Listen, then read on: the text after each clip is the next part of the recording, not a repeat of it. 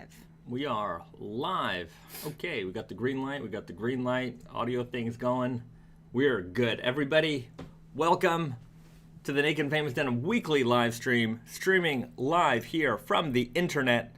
We are, well, it's obviously on the internet. Some people may not know that. Maybe this is the future, and it's on some sort of magic disc that aliens are watching. Disc? Yeah, we're going backwards. Disc. We're going backwards in Alright. disc. So, if you're watching, alien friends, thanks for tuning in to episode. I'm not even sure, but I'm glad you made it, and hopefully humanity made it too. Yeah, I don't know. I mean, So they're watching this on discs. maybe that's not a good sign. Anyhow, the good thing is that we're all here together right now. And we're streaming live from Yokohama, Japan. It is Saturday morning for us, Friday evening for many of you guys. Check in with the chat, see where everybody's tuning in from. We've got Austin. Hello from Colorado. BD is in the house. Chris Griffin. Hello from Richmond, Virginia, USA. USA is in the house. Rice W5. Hello from Birmingham, UK. Feeling about 95% better. Still testing positive though. Well, I Really? hope you're feeling. 95 is pretty good. He said he was sick last week. Yeah. Sometimes people test positive for a while. Yeah, we were testing Yeah. positive after you got But better. once those symptoms are gone, I think you're okay. Not a doctor, not medical advice. What the hell do I know? Anyhow, I know about genes. That's about it. Abel S., hello from France. Welcome, welcome. Shane Delhunty, hey from Vancouver, Washington. Welcome. We've got a new, sounds like a new name. Shring Malkin, hi from France. Welcome to the chat. 660 rainy Maui here. Checking in from Maui. That's Awesome. nice. Probably some great weather right there. BD from the Niagara It's region. raining, but... It's raining. Oh, rainy, apparently. rainy, right? But it's generally nice, I would imagine. VD Niagara region representing Eric Franson. Hello from Ottawa. Ottawa is here. Pedro, Kansas City. Zulkarnan. Hi, Zul here from Singapore. Welcome. I've been to Singapore twice. Feel like twice. I've never been Yeah. to Singapore. Very nice place. I remember one of the first things that I remember when I was in high school, we had a class. It was like called Travel and Tourism. Okay. And I guess they were preparing us for careers in the travel tourism industry. That's very specific. Very specific. I don't know if they had too many high hopes for us in the students who went to my school. Anyways, it was a fun course. I loved the teacher. I learned about traveling despite having never traveled. I learned how to make an itinerary, and yeah, it was very fun. And then, we were learning about different countries and like different expectations. And they were like, yeah, in Singapore, you can get arrested for gum. If you have gum, it's bad. Like, you can't have gum in Singapore. I'm like, wow. Yeah, that's pretty harsh. misleading. I don't know if that's still the case in Singapore. No, you can't spit gum onto the street. I think they went so far as to being like, you know what, we don't even trust you to not do that. But I remember when I went to Singapore for the first time, I had a soda in my hands, and we were checking into the lobby, and where I was in the check-in area, I still had this drink because we came from a flight. I was thirsty. And the guy in the hotel was like, you can't be in the lobby with a drink. And I'm like, what? And he made me move aside. And so Brandon had to check us in. So that was a designated drinking area? There was an this area here. You can have a drink. Yeah. You can be over, but you can't be right here. And then we went to a bar called, I think it was called Raffles Hotel. And here, it was the opposite, where they would give you peanuts, and you were encouraged to throw the peanut shells on the floor. So I was like, this is the messiest place in Singapore. Everyone must come here because it's so You can freeing. live You your- can live your life.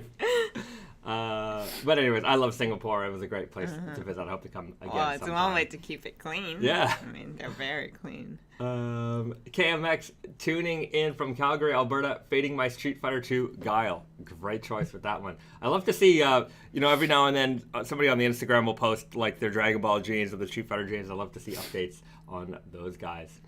Mike Knight writes, Nintendo Land opened in Hollywood today. Great. Oh, did it? Yeah. Oh, wow, that All was right. fast. Well, we got to experience it here in this past spring in Yes. Universal Studios in Osaka, Japan. KMX from Calgary mentioned that one. Invis Ian's, hopefully the future is using mini disc and not laser disc. Yeah, yeah, mini discs. You know, remember in The Matrix, they were at the very start, Neo was handing out mini discs. I thought that was so cool. And a lot of people, mini disc wasn't so popular. I find it wasn't so popular in North America. I feel like it had to kind of be a audio gadget nerd to be into it, and I really loved mini disc. I was so big into mini disc, and I remember, being on the bus or whatever, and like the satisfying sound of opening up a mini disc player, just like click, and then the pop sound of the disc coming out. Yeah. Like, I love that sound. Yeah. That sound is the best thing about mini disc. And people are like, "What is that thing?" I'm like, "You don't know about this." That's interesting. Yeah. My entire, high school, middle school was mini disc. Burning mini disc, entering song titles by hand sometimes. Oh, I did that. I had a little remote, and you do it one letter at a time. Oh, you did that in the remote. Yeah. I don't know if I could do that. Yeah. I did that in the browser window, like on your computer. No, like a audio. Oh, like you had a home. Like a stereo. Yeah. I didn't have a stereo for that, but later on you could connect it to your computer and then you could type them in. I was not. Yeah. Like they got to like you can connect it to your computer now. And anyways, mini disc technology, very very cool for the time. Felt very futuristic because of those little tiny discs. Yeah. All right. Who else here had a mini disc player? Has some good memories of that. Okay, we've got Leonardo Roca. Hello from SoCal. James Jones. Hello from Ohio. Wearing my MIJ7s. Good choice. I would like to see some more faded ones of those. If yours are fading nicely, post them up on the Instagram. MIJ7 was Yahan? The Yahan, the black. The indigo black. That must be fading really nicely. Yeah. Brian H. Pensacola, Florida in the house. The Catman, Chicago, checking in. Wearing Toxic Avengers and a Mutton Head Sherpa hoodie. Good combo. Good combo. Okay, Daryl Room 21 writes, yeah, that's still the case in Singapore. Be careful. The gum. Don't chew gum in Singapore. Be careful, guys. Okay. Well, there's a lot of hellos. If I didn't shout you out this time, I'll shout you out next time. But anyways, I just wanted to. We're welcoming everybody to the chat here. It's another week down for us. We're just ending our work week here. We're doing, for me, a lot of catch up this week. I was on the trade show route. I was away from desk for a month, in and out of the office, but not really much. A lot of things piled up.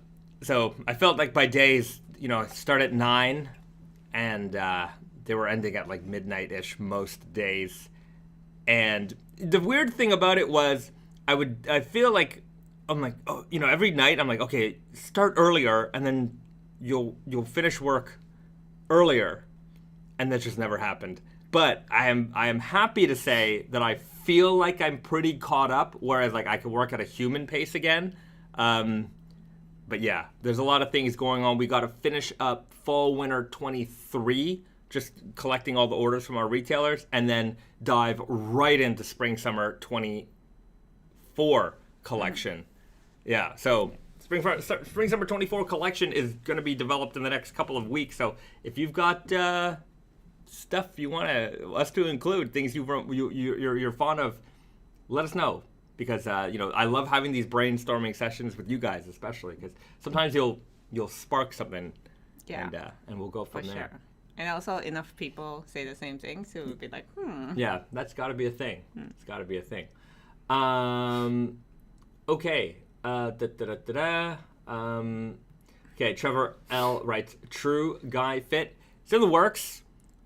I don't know what the delay is, other than just general production delays. But I'm going to annoy Brandon a lot more about it now. Because, that really should have been out by now. But should have been out by like 6 months ago. Yeah, but I promise you it will be worth the wait. Yes. But yeah, I know you're eager for it. Believe me, I'm very eager for it. Yeah. And, once you put out a fit, like it's very difficult to fix it because all the inventory is there, and like you either have to clean it out or separate them. So that's why we're very careful, because we think that your guy is going to be a popular fit. Like we just don't want to have a wrong one out first. Right. That's very true. It's hard to correct. It's hard to correct to fit. Invis Ian's Black Groovy Guy update. I remember putting the order in for that. Oh, I feel. Do you have any update on that? I don't know. Black. For a while, I saw it on the schedule, but I don't know if. Okay, I'm going to. That's on my list. That's on my to-do list. Thank you, Invis Ian's, for that. Anyways, that's why I like these things. Daniel Basket Call, opinions on stone washing. That's a good question. Do you want to start? I don't know. I feel like stone washing is like one of those things that started like washing and like pre-distressing of denim for as a history of long history of denim, but like I feel like it's like when the pre-distressing started, that was kind of started with stonewash. It makes the fabric softer. Yeah. It makes it look like you washed this or worn this and washed this 1,000 times. It's innovative, I think. They don't use stones anymore because that damages the machines, and they developed a bunch of different things over the decades, and but they used to use they're like little pumice stones. Yeah. And I remember when I worked at Diesel, every now and then you'd find little stones in the pockets of the jeans, and the reason why was because they actually used stones. I wonder if they you probably don't find still them do it somewhere. Yeah, because it's not an actual stone. No, but it's pumice stones. It's like the stuff that you use like. No. Yes, but it's still gonna can end up in pockets. Maybe they got better at removing them out, but Yeah. I'm sure it happens from time to time. For sure. But there's also like golf ball wash, where they use golf balls, tennis ball wash. Tennis ball is a much better one. Yeah. So those are the only three that I know of. What else would they put in there? I don't know. But those other two I feel like are more, they're less harsh on the denim, and they're mostly there to kind of soften it up. But my general opinion of it is, I mean, I understand its place in the denim world. I understand its place in denim history. Hey, you know what? If you want, it's a classic look to a certain degree. I like that we are able to achieve a similar look while keeping it raw with the lightweight recycled Selvedge stone blue. These just came out today, by the way. So I like the look. I like the look of light blue jeans. Look, I like raw denim, but what I love about raw denim is the fade process. I want to get to the end, right? I love getting to the end. To be fair, I still like wearing clean, dark, indigo jeans, but there's nothing like it for me to have achieved an end game on a pair of jeans.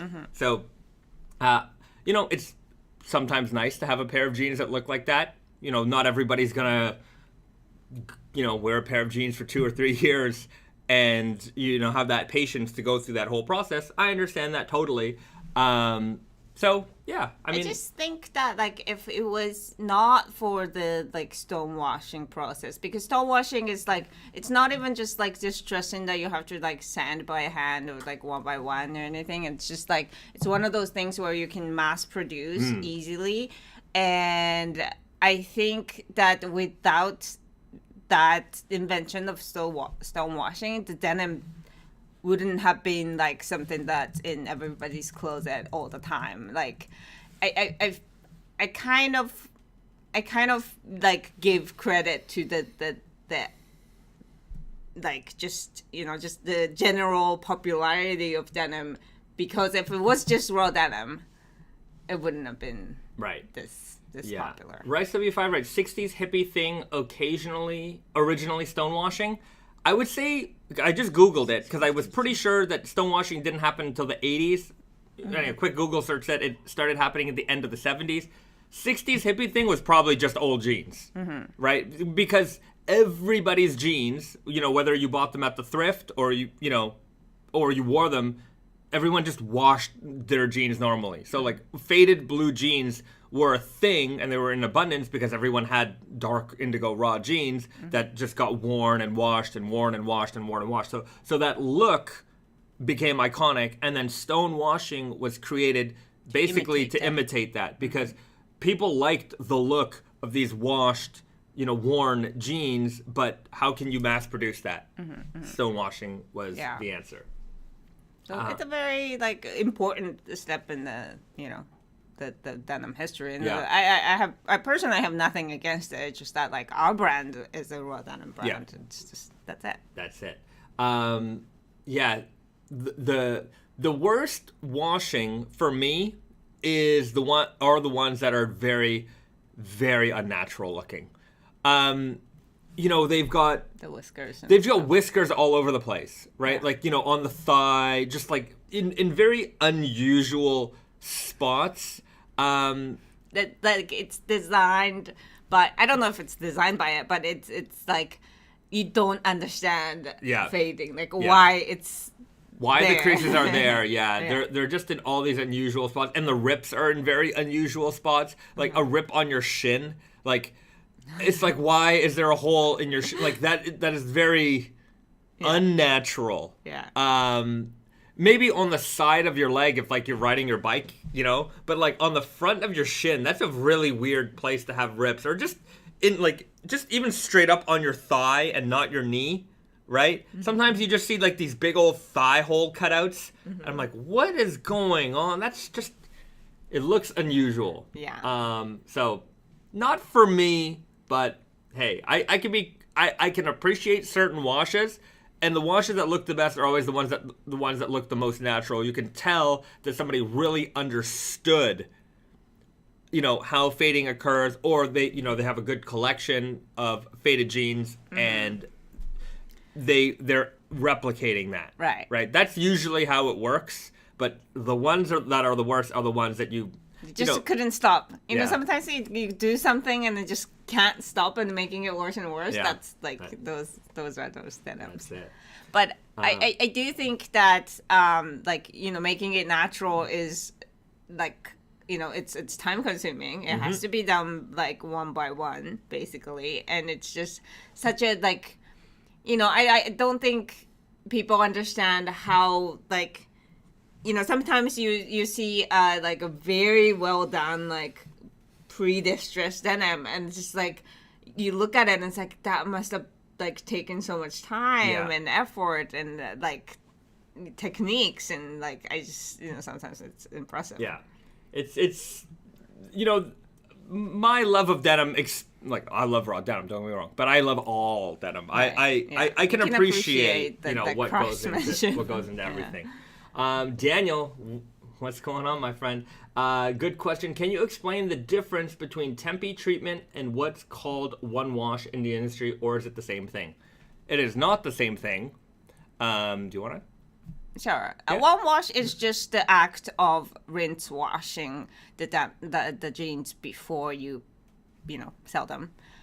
So it can be just it's usually just putting in an industrial washer and then putting in the dryer, and it's dry, and you iron them and then you sell them. Tempi treatment is basically you rinse wash them, but not in hot water, or usually they do it because this is to imitate the home soak, basically. So you put it in the cold water for a little bit, and then you just put it outside and hang them. So tempi just means natural light. So you dry them in the sun. So it's actually a lot of work, and you can't do a lot of that during the rainy season, for instance, in Japan. So it takes a lot longer if you have rainy days, because you can't just put it outside on a rainy day. But it's also, so it's natural, and it's also because I'm sure you've put stuff outside in the sun to dry, and you can kind of feel things are crunchy. It doesn't dry the same way as you would put in the dryer. So I think that's the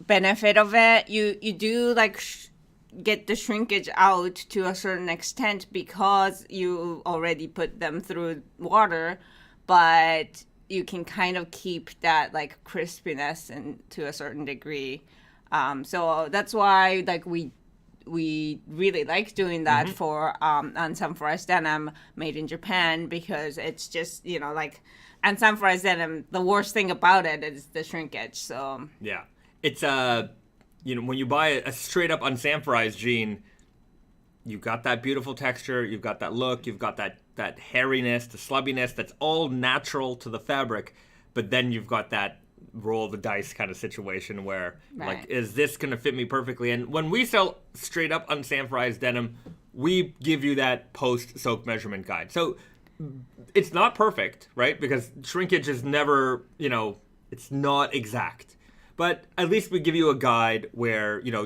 at the very least, you know what size you should be, right? That's not to say that these are going to be your precise measurements after, you know, a wash, but you know at least what size you're going to be. Yeah. But with the Tempi, it gets rid of most of the shrink. Not all of it. It's still going to shrink a little bit. Just like, you know, a sanforized jean is going to shrink a little bit still. And then you've got that stretching, you know, the fabric's going to still stretch out a little bit as well. So, yeah. So, the biggest difference is just the drying process and, you know, and the result. Right. Yeah. Tyler Brandt Ferguson, hello from South Florida. A rare occasion for me to catch the live stream. Well, thank you for joining us, Tyler. Appreciate it. Okay. NV writes, any updates on the MIJ11? The update is that we have received the stock, and we're waiting for some finishing touches for the packaging. But we'll probably have those out. We're in February, probably. I'm thinking March. Probably March. The end of March. Yeah, maybe? Towards the end of March, we'll have those out. So. Bad boy up there. Oh, it's okay. So that's that. Okay.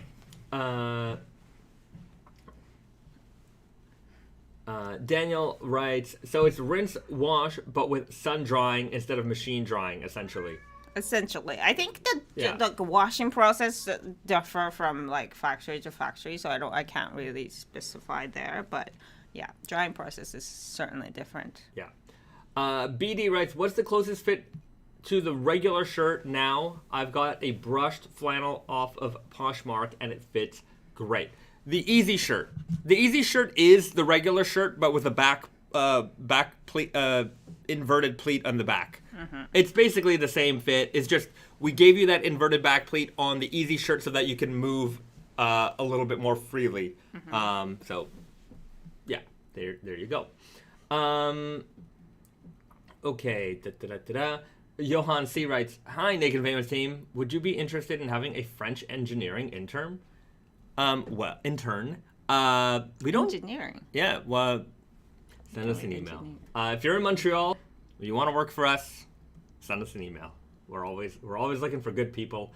Whether you're in Montreal or New York, we're always looking for good people.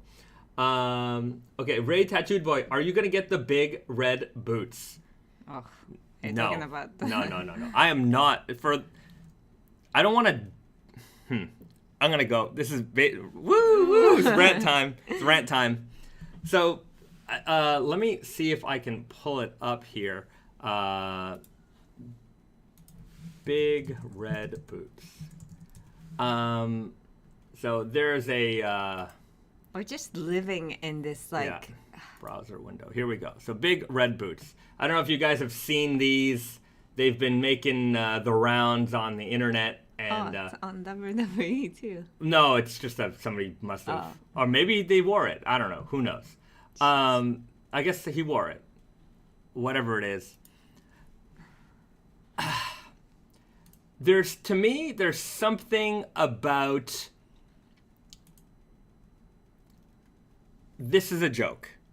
And it's a joke in the sense that it's not for you to be like, wow, this is... Maybe it is. Wow, this is playful for you. This is my opinion, of course. But I feel like this is like, hey, let's see how stupid we can make a human look. Right? Let's see how dumb this person is. I don't know how much they cost. They're probably not $25, right? They're probably some amount of money. I'm curious. Reese's going to look it up, right? And so this is that type of like, let's see, maybe next they're going to sell clown noses. So you can put a clown nose on your face. And so there is a certain demographic of people who are like, I could pull off anything. And maybe you can. You can wear anything with confidence, sure. But this is clown. This is, you might as well, next they're going to have a pie that you can wear in your face. Maybe some dog doo-doo hat. It's just, it's silly. And it's silly for you look, power to those who are selling this, right? You're selling it, you've got customers, sure. But the joke isn't that this is, these are funny. The joke is that you're stupid enough to buy it. My opinion, they are not cool. They're clown shoes. They're literally clown shoes. Why is it that you had to wait for these people to tell you to wear this, where you could have went to the clown goods store and bought clown shoes and just wore them all the time? So, like, you never would have wore these unless they told you that these were cool. So you were waiting for someone to give you the stamp of approval on that, and then you went and bought clown shoes for a lot of money. Ronald McDonald wears clown shoes. Ronald McDonald looks great in clown shoes. If you're a clown, wear clown shoes. But if you're not a clown, then you look like a clown. If that makes sense. Mm-hmm. So that's my opinion on that.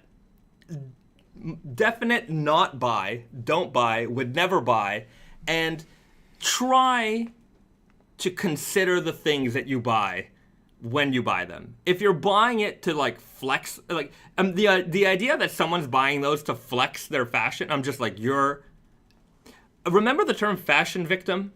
Remember we used that was a term I loved when I was working at Holt Renfrew. Fashion victim. You'd have the guy. Very good word to describe people who are wearing these boots. You'd have the guy, girl, whatever. They would come in and they say, "Hey, do you have a T-shirt that says Dolce and Gabbana?" And we're like, "Yeah, we do." Yeah, right? but it's also like okay, that's but it was a joke. Thing. It was such a joke. Like, we laughed at those customers. Yeah, and but now, those customers and the customers who buy like clown shoes are kind of like, sometimes it overlaps and it's similar like psychologically, but they're very different types of fashion victims. Yeah. They're you're right. They are different types of fashion victims. But the idea that we went from like that, like the logo tee really wasn't cool. It really, it was like you're trying like so hard, right? To now, it's like, when I see that kind of stuff, not just like those particular shoes, but there are certain things that pop up every now and then. And it was like, remember the Pharrell hat? Mm-hmm. And like Pharrell wearing the Pharrell hat was cool. But if you weren't Pharrell and you were wearing the Pharrell hat, it was like, are you just wearing a Pharrell costume? It just seems weird.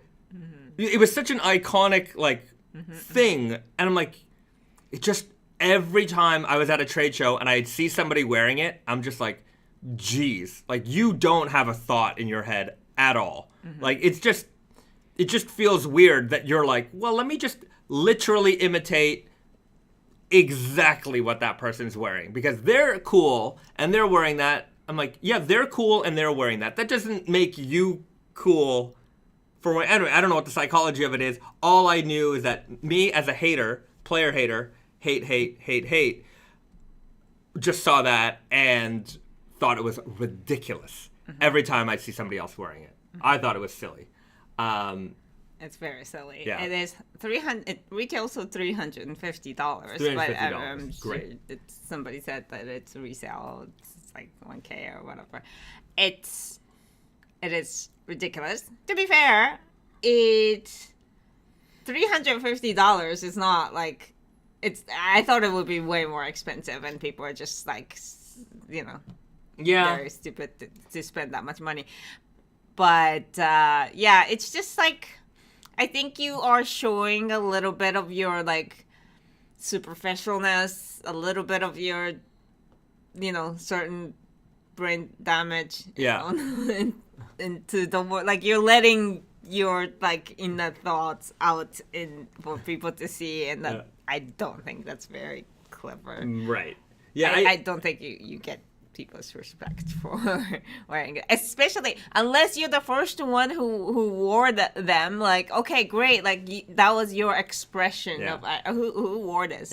I remember back in like the Hypebeast forum days and like the streetwear forum days where there were certain hoodies that were, you know, maybe they were like, people would post their fit pics and like, you know, their low baggy jeans with like kind of like some kind of studded crystal belt, like a bad like zip up all the way to the top hoodie. I'm not going to name the brand, but anyways, these fits always got roasted, just roasted to the ground. And maybe because I'm not in the forums, maybe there are still fits like that do get roasted, but I don't know. I've saw so many pictures on Instagram with people with them, and I just see them going around. I'm like, man, like, is Ringling Brothers still hiring? Because, man, they got all these. There's got to be some kind of demand for clowns right now because they are everywhere. Anyways, my opinion on those shoes, clown shoes. Yeah. Okay. Oak Odell, hype beast culture. I mean, it's like, expanded further now. It's a lot bigger because streetwear and hypebeast culture, I feel, has expanded well into luxury, where luxury is not really what it used to be, right? And it's a lot more, you know, it's a lot more graphic heavy. It's a lot more street than what it used to be, and that's fine, but it just feels like they've somehow taken over streetwear, and I don't know how the streetwear guys, you know, there was something about, you know, putting together a fit of like, you know, obscure little brands, right? These, you know, skate brands and street brands that were somewhat small and, you know, it was a little bit harder to get, and there was a hunt to kind of put this, you know, outfit together. And now it's like, I guess it's not easy to buy a $700 t-shirt, but I don't know. Laziness. It's there's a little bit of laziness there, whereas like there was much more of a hunter aspect. Like you had to really know, you know, about this brand. Oh, and that shop over there carries it, and I have to go and get it because like they're only gonna get like 10 t-shirts, and when they sold out, they're gone, right? So somehow that coolness has been co-opted by the big brands, and we've also just accepted that, like that by spending more and having these, you know, very exclusive brands, that is like the new cool. And anyways, what the hell do I know about cool? But that's getting old. I'm getting old. Getting out of the cool. Let me know if, like, anyways, am I off base here? No, you're right. I think it just, you know, like, obviously, like, Instagram changed, like, the course of fashion forever, which is, you know, in a way, like, it's great. You know, it's a very essential tools for, like, upcoming brands to, like, you know, showcase their things and all of that. It's just, like, but I think, you know, there's a lot of bad that came from that also, and this might be one of those bad things that came from. Right. I'm just looking up something because I want. No, that's not it. Because somebody's asking me about hats, and so I'm just gonna pull out a couple of hats because I do. You know, I went on a rant about that hat, but I actually do have hats, and I like hats. I used to wear a lot of hats, but because I don't leave the house very often, don't wear so many hats anymore. I've got some toques and whatever, but I feel like I've got a pretty neat hat assortment. Just give me a moment. Yeah, I've never been a hat person. I don't think I look good with hats. Okay, let's just see. Lightweight recycled selvage. Are these made out of Naked and Famous scraps in particular? If so, which fabric, or is it many types of... So, unfortunately, this is not, like, made from Naked and Famous cuts, that would be great. And we have talked about doing things like that, but it's actually, because we do cut and sew in Canada, if we were to send all of these offcuts from our factory, send it back to Japan for them to cut it up and spin into a yarn, and then send it and weave it there, and then send it back to us, it's just ridiculous waste of that's like negating the point of recycling these things. Yeah. So I don't think we could ever do that, but it is a neat idea if we could. Yeah. Hats. So I have a lot of hats. In fact, this is, well, maybe I don't have a lot, but I have these hats. There's one hat that I have in Montreal that I keep forgetting. My leather hat, my homeless guy hat. To me, that's kind of like your it's not Lord of the Rings, but it's like a movie. Yeah. Like, I don't know. It's that kind of vibe. For a while, I was into bucket caps, and let me forget. Wait, this is the one. There's a brand in Japan called Kashila, CA4LA, and they're like a hat brand. Make a lot of great hats. I remember buying this cap, and I loved it. And then, because I loved it, Risa went and made me a reversible bucket cap here from denim and some camo. So I've got this guy, and I've got this guy. Tried to make the same fit, and then the brim just went a little bit lower, but you don't always wear it that way. But anyways. Yeah, I know. I could probably do a better job now that I understand a little bit more about patterns. Yeah. This hat was gifted to me at a trade show, and I wore this hat for a while, and then I remember at a following trade show, they're like, oh, we actually revised the hat and made it wider, and then they gave me the wider version of it, so I ended up with two. Unfortunately, I don't remember the brand. And there's no branding in there at all. Wow. So it's just a big felt hat. And I like it because you can really do whatever you want with this. So you can transform it around any way you like. I just feel like The Undertaker. Like a witch. Yeah, I used to wear this a lot. And I remember. This is like 2015. Yeah. 2016. Long black jacket, black skinny jeans. That was a look for a while. So I got that. This hat is from a brand called Lanvin, and you don't wear this. You didn't wear this so often. No, it's a nice color. It's a very nice color, very nice hat. I should wear this. Maybe. Yeah.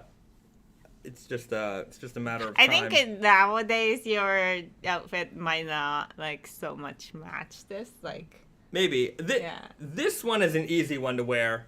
And this one is, I remember buying it at Simon's in Montreal, but I don't know the brand because there's no brand in there, but it is made in USA.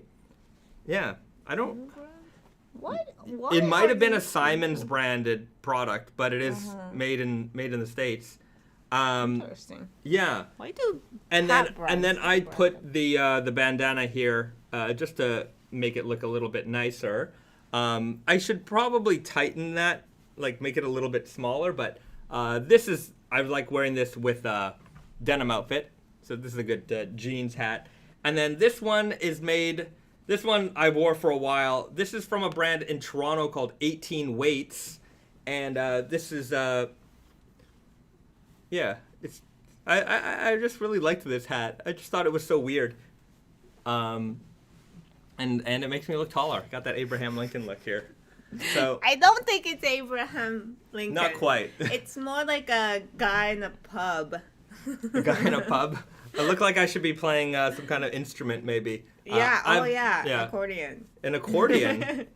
Maybe a banjo? I don't know. But yeah, I am fond of hats. I do like wearing them, but I just haven't worn many in a while. Aside from like some caps and some winter toques, but yeah, that's my little pile of hats. In the winter time, maybe I should bust out the big black hats. Anyways, we'll see. But yeah, I do enjoy a good hat. But it's like once you wear a hat, and go out, like you can never take it off because you have the hat hair. And that's the part that I really don't like about hats. Yeah, right. You'd have to find a place for it, like the big black hat. You have to find a place for it. You have to find a place for it. Sometimes I'd wear that at the airport, and like I'm traveling with this hat, and it's like, okay, I'm gonna put it up top. Yeah. I'm like, don't crush my hat person who's gonna put their luggage next to me. That's why like caps are so easy, because you can like strap it somewhere else if you're gonna take it off. Yeah. And if you, I don't know, it's just I really don't like hat hair. I used to wear fedoras. Fedora time. But like not like I felt like, I had this Stussy fedora, and it was made of paper, and I thought that was really cool. I was like, wow, this hat is made of paper. Anyways, that sold me. Shane Delhunty, look like two pilgrims. I guess with the black hats. Yeah, that's it. Pilgrims. Okay. John, I recently bought the Stalker hat from Big Speed Shop. It's my daily now. I'm gonna have to check that out. Stalker hat from Big Speed Shop. But yeah. Oh yeah, that looks like a nice hat. I like a good hat. You know who else wears hats really nicely? Garrett. Yeah. Garrett's got a good hat head. He's a toque guy, though. Yeah. He wears a lot of toques, but if he puts on, he has some cowboy hats and things like that, and brimmed hats. He looks really, really handsome in those. Giving off some Kubo auntie vibes. I don't know what that is, but Kubo auntie vibes. Someone's gonna have to explain that one for me. Daniel, hats off to that Naked and Famous team. Pun intended. Thank you, sir. Nicholas Vilpu, I've got a couple of custom Welma hats and Co hats. They're really nice, made by a one guy shop in Arcadia, California. All right. I used to have some Stetson caps. Oh, Stetson. Yeah. I haven't heard that brand in a while. Yeah, I used to have some. I don't know what happened to them. They're probably. I have a feeling they're in Montreal somewhere in our office, and like we've got just boxes of our stuff. But there's some Stetson hats in the collection of mine as well. Okay, BD, I bought some wraparound ear covers so that I wouldn't get hat hair before work. When I was young, there was a phase that I would wear that like on the way to school and stuff, because like I wasn't like, obviously I can't wear a hat to school because there's uniform codes and whatnot. But really? Yes. Like if you couldn't wear like a toque? No. Oh, are you kidding me? Well, when You're saying it to me like, are you kidding me? I'm like, are you kidding me? Okay, so when I was in elementary school, there was a school hat. Yeah. That makes like you a kid's look hat. like a Yeah. kid. Yeah. And so I used to like go like swimming. I used to do synchronized swimming. So like I started when I was in like 4th grade or something. So after like I go to school, I would have to go to like very, very far away pools and practice for like, a couple hours and then come home. And by the time I'll come home, like it's very late, like it's 9, 10 o'clock. And people kind of look at you funny if like you're a school kid in school uniform with a hat wearing, like walking around by yourself at 9 o'clock at night. Nowadays, I don't think it's a problem because everybody goes to like a study school and whatnot. But back then, so I would just like take off my hat because I thought that taking off my hat makes me look like a middle school kid because hat is just like a symbol of kidness in that room. But yeah, like so we in middle school and up, we didn't have a hat as a part of a uniform. You can't wear anything that's not part of a uniform.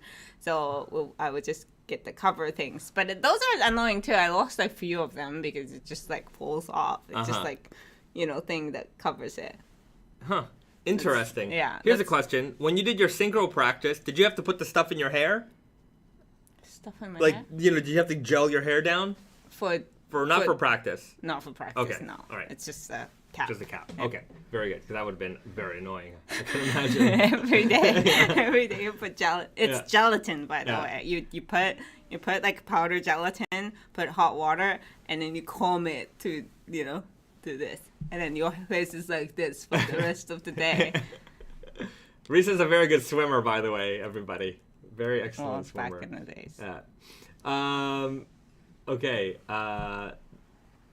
Okay. Coupe de Tête from Canada makes amazing hats.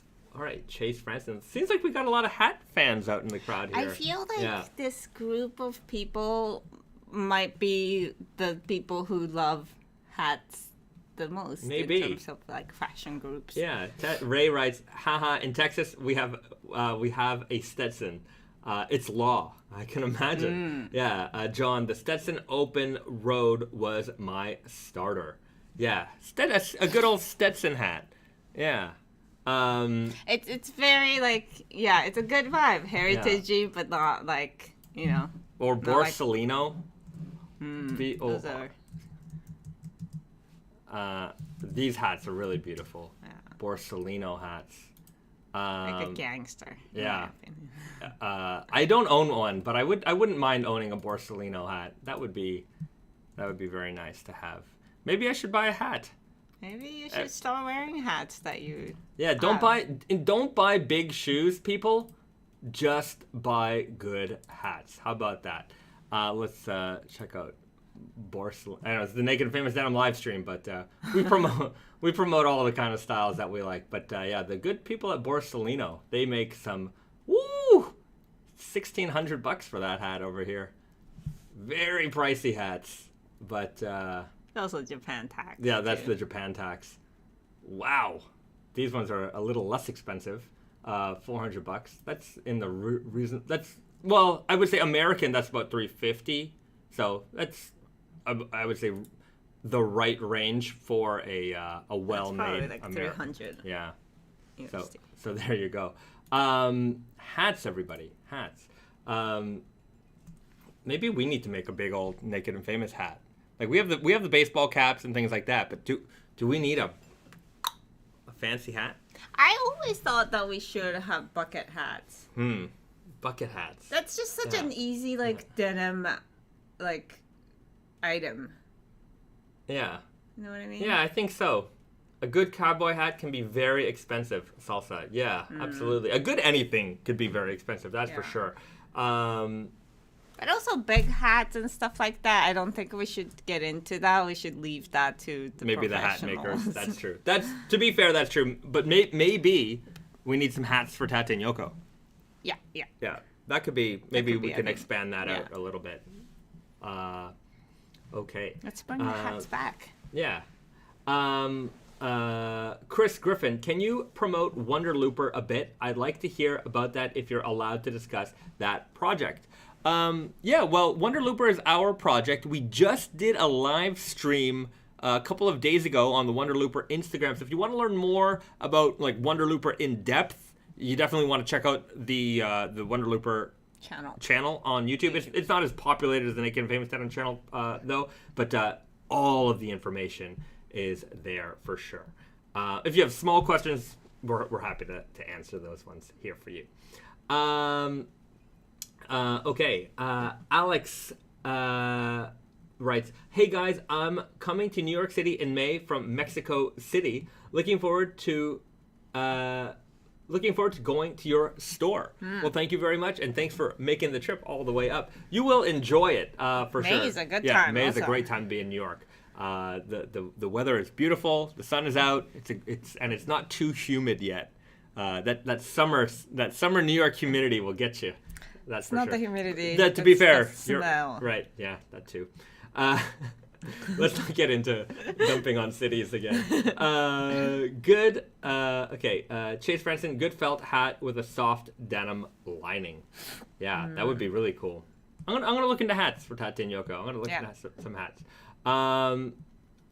Okay. Salsa writes, I was wondering if you all had a jean recycling program. I thought you did, but didn't see anything about it on the website. We should probably make a page for it on the website. Sure. But we do through Tati and Yoko or Naked Famous Denim NYC. Basically, we want your faded jeans. So if you have a pair of jeans that have faded nicely, maybe they're ready for retirement, you're not wearing them anymore, you outgrew them, whatever, we want them from you. We want to create an archive of as many faded jeans as humanly possible, and eventually we're going to get to photographing them, putting them up on the website. I want to have them on like the product pages. So if you're looking on the left-hand tool product page, you scroll through and then you'll see some faded examples. So we're just trying to collect as much as we can. And so right now the method is you send us an email, say you have a jean that you'd like to trade in. Send us some photos of the jeans. If we think that they're faded enough, we will send you a return label. You can bring them in store, or if they're, you're somewhere not near us, we'll send you a shipping label. You can return them to us, and then we'll give you a 20% off discount code that you can use on your next pair of jeans. So we collect them, we archive them, we keep them forever. We don't take in just anything. You can just like wear it for like 5 days and it's like, can I exchange? Yeah, right. That's not how it works. Yeah. But you have, it's just like, as long as you put it in a certain amount of time and you can see that it's been faded, to a certain degree, it might not be the most perfect fade. It's okay. We'll take a look. Yeah. No Saints writes, hello guys, good to see you again. What fabric in the current lineup is most like the raw cotton slub but in indigo? I love how slubby the raw slubs are, but the fabric is amazing. We have something coming up this spring. Let me pull it up for you guys. And it's coming relatively soon, yeah, like probably in the next month or month and a half. Yeah, let's pull it up. Hold on a second. It is this guy right here. So let's just switch the page over. Browser window. Okay, so the 18-ounce big slub Selvedge. This is essentially the 18-ounce indigo version of the raw cotton slub Selvedge. So you can see here just how flamey it is. And if you've handled that raw cotton slub at 16-ounce and you've seen how textured it is, the 18-ounce is just that much more textured. It is quite beautiful, very, very flamey, and it's going to be available in, I would say, the next 6 weeks or so. So coming very, very soon.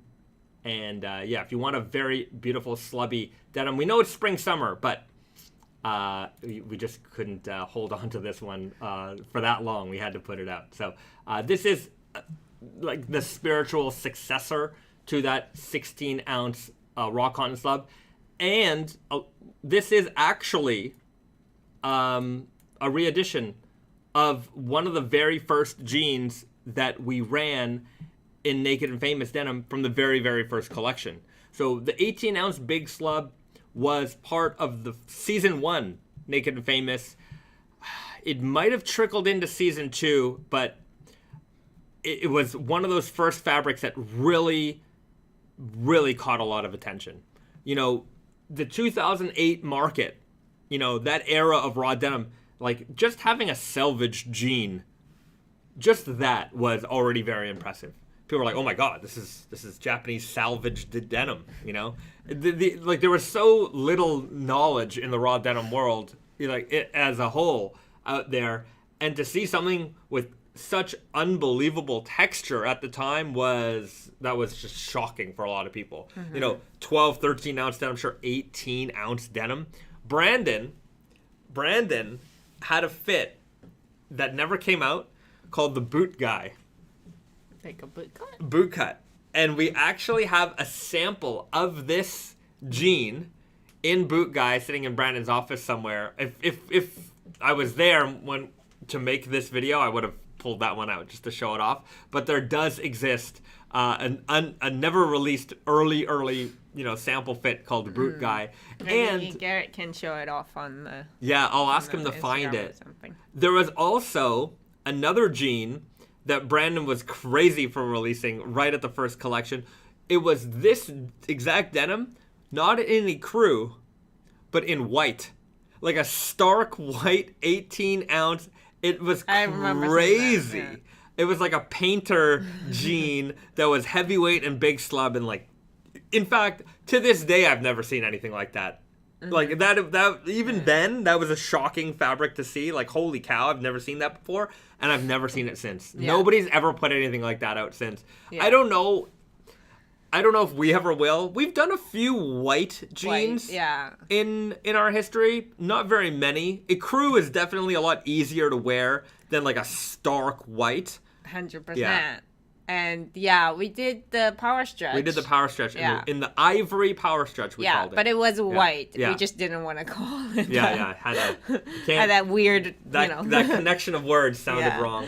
But it was white, and then we did like kind of like a lighter weight stretch. Was it stretch? Yeah, I think it was like 2% stretch Selvedge. Right. Yeah. So the 18-ounce big slub. Watch out for that one. Okay. Thick. Sorry, I don't know what I'm reading here. The Nick Low Piccolo. I wrote thick low. I don't know why I just saw the T. Anyways. TH. Yeah, TH. The Nick Low Piccolo. Hello, this is random. I just joined today, but have you considered Attack on Titan for a collab? Look, all anime, all of it, the whole world is not off the table. Right. I think Attack on Titan, I haven't watched through. Me and you watched like a bunch of it, yeah. But like we're certainly not caught up. Yeah. And I did like it, and I liked how like vicious it was. It's crazy. Yeah. So I wouldn't say no to that for sure. But just a matter of time. JoJo was much more of like that was popular demand, but also it's I don't know. I feel like you kind of covered the same kind of audience. Maybe. With that. So I don't know. That's for now we focus on that. Yeah.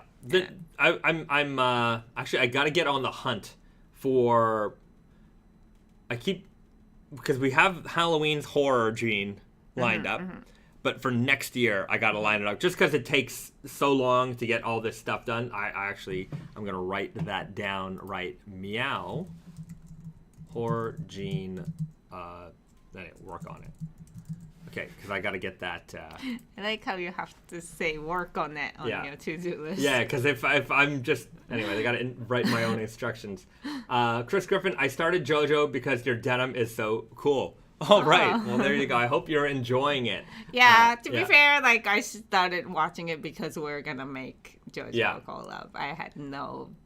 knowledge of it before. I had very little knowledge of it before. Well, I knew it existed, but right. I didn't know anything about it. But it's you guys in the audience who called out for it, who made us want to make that collection happen, and then all the studying that we did to make that collection, those products right.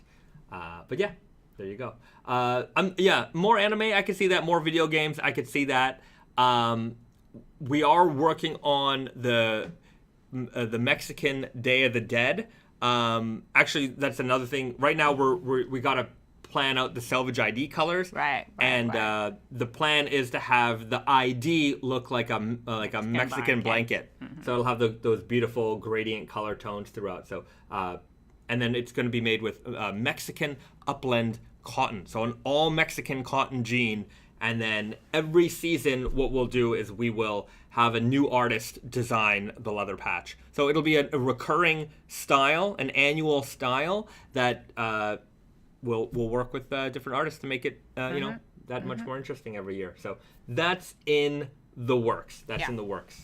Hopefully, though, because things like that, it's so hard. Like Mexican cotton, apparently, is not that not that common for Japan to import. We don't import a lot of those. So if we don't have a raw material to make 100% Mexican cotton denim, then I don't know. Yeah.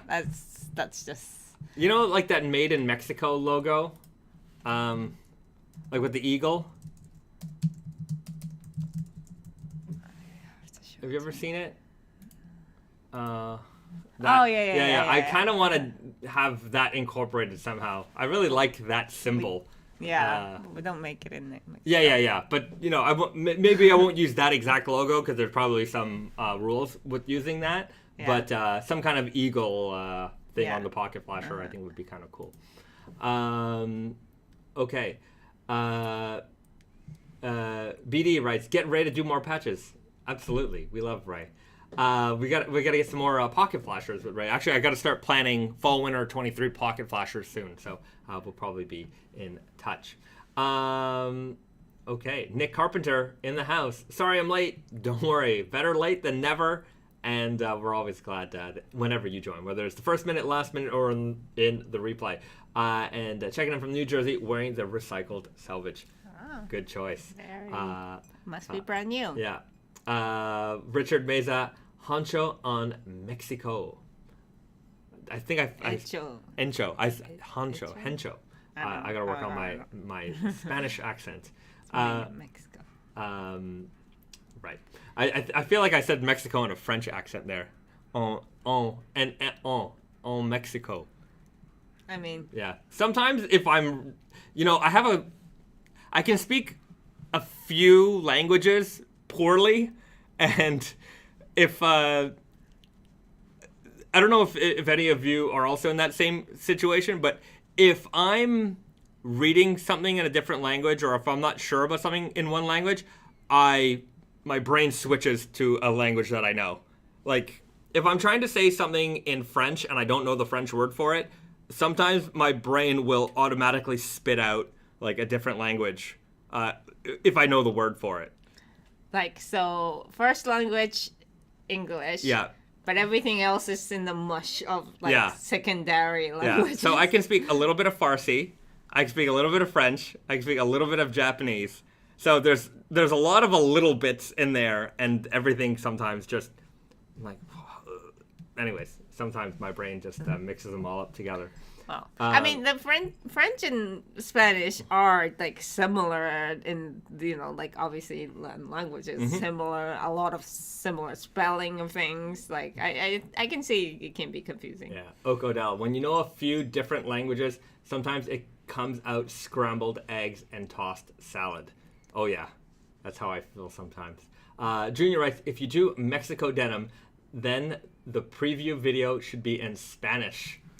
Well, we thought that about the Quebecois. Yeah, I didn't quite get that one out. Yeah, I just don't have the French. So you know what we should do? We should have make a video in English and have some voice actor of native like a speaker. telenovela. Yeah, like just dub it over. That would be funny. That'd be kind of cool. And that's doable. Yeah. Like, you don't have to learn a whole new language or learn how to pronounce everything. Yeah. Like, you just have, like, a obvious... Oh, that would be really cool. Like, a very obvious voiceover. Yeah. And, like, in a very... I can already, picture or hear the... Very exaggerated kind of... A Spanish voiceover. That'd be really cool. Yeah. Okay. If anybody's up for the job. Yeah. Maybe I can hire a voice actor...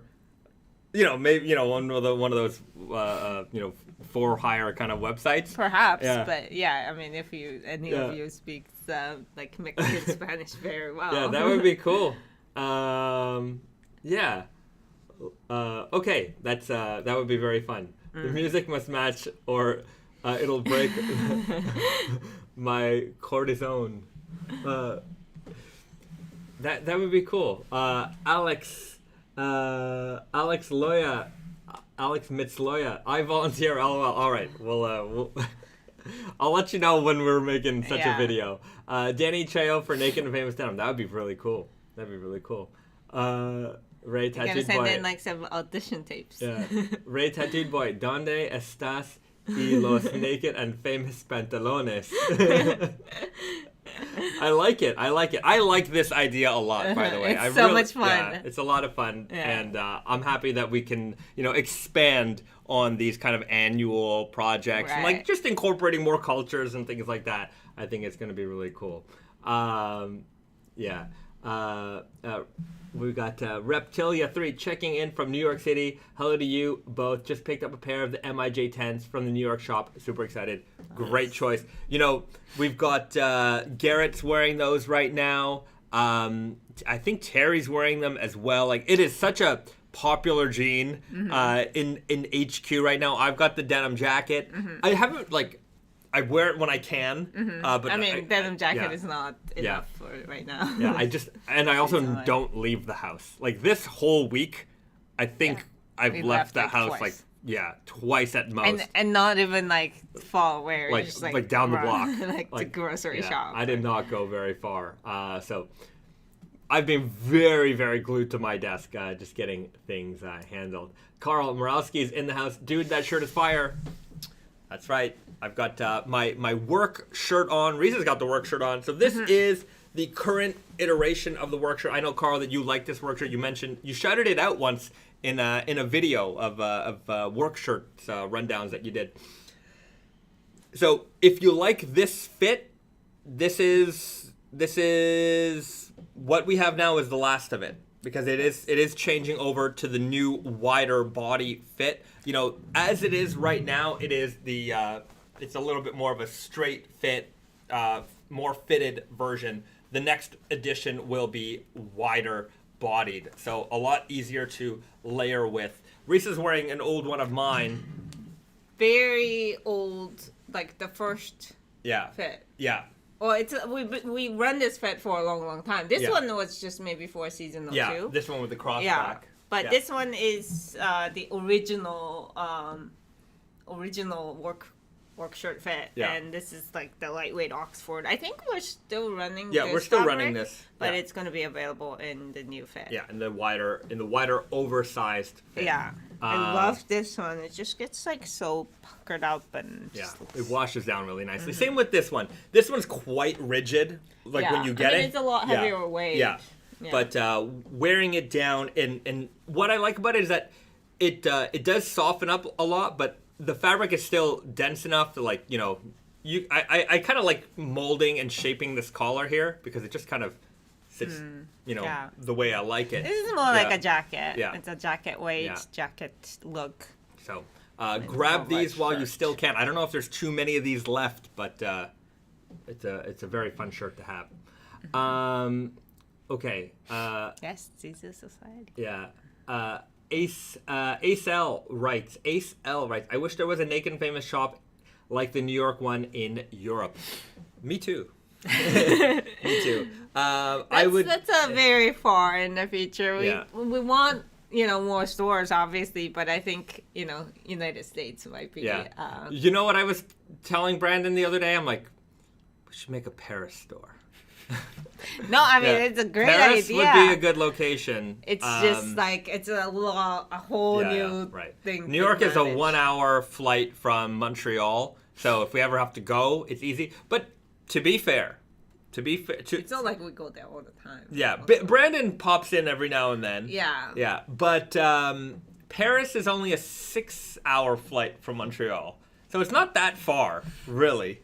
I mean, physically it's far, but like distance-wise, not so bad. If you have to pop in for a weekend, it's not terrible. I've done my worst travel, not worst, it was fine. But one time Brandon and I did a trip to Hong Kong, and we were on the ground for like a day. Like, we flew there, did an event, and like went home immediately after.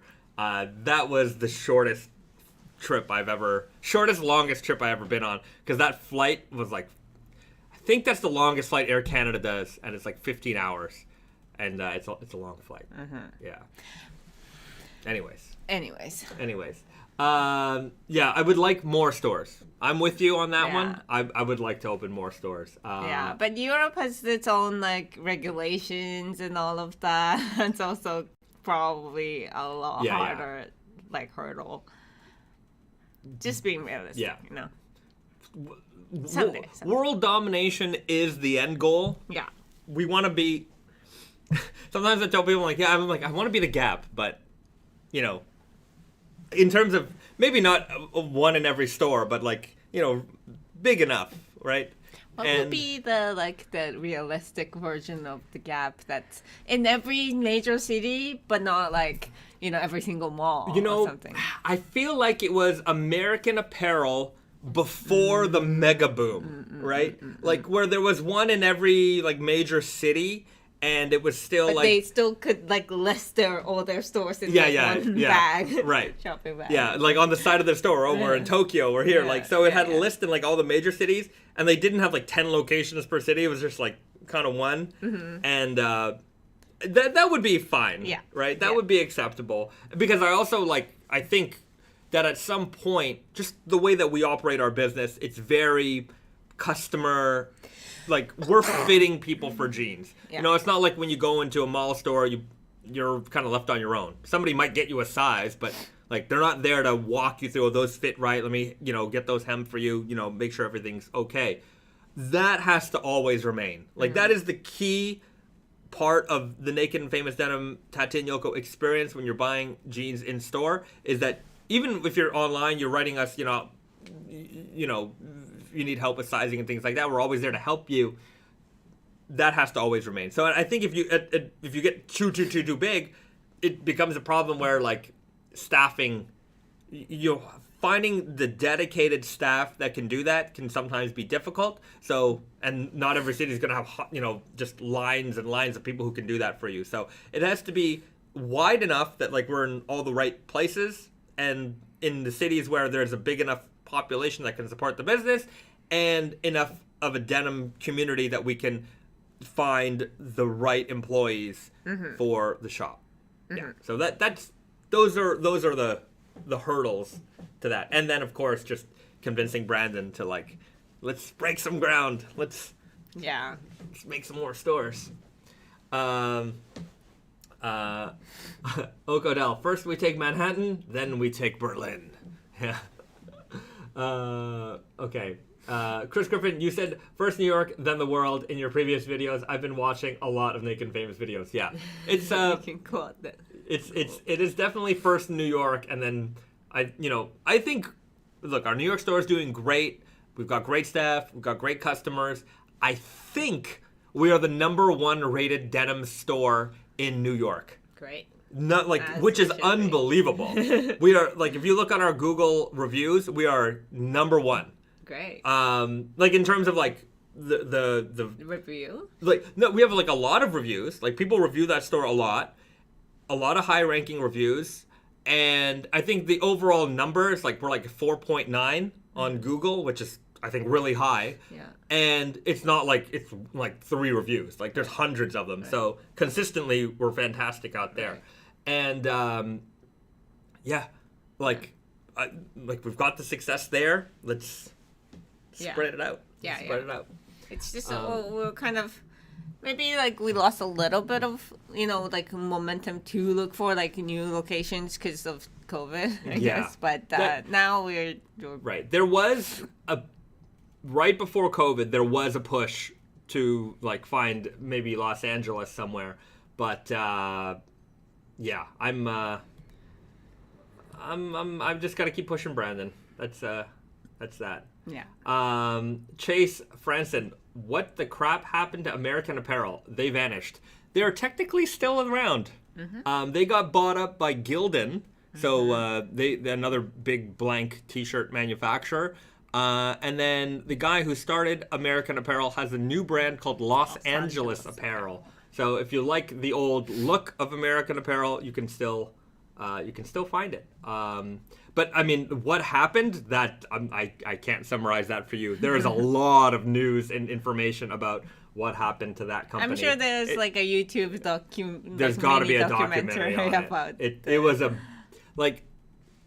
the other day I watched a little YouTube video on the rise and fall of Target in Canada, and for those who don't know, Target doesn't exist in Canada, but when they did in the mid 2010s, they were there for a year and a half. They opened up hundreds of stores and then closed all of them in less than 2 years or something like that. Unbelievable. And American Apparel, it went from a handful of stores to mega retail expansion, and then disappeared.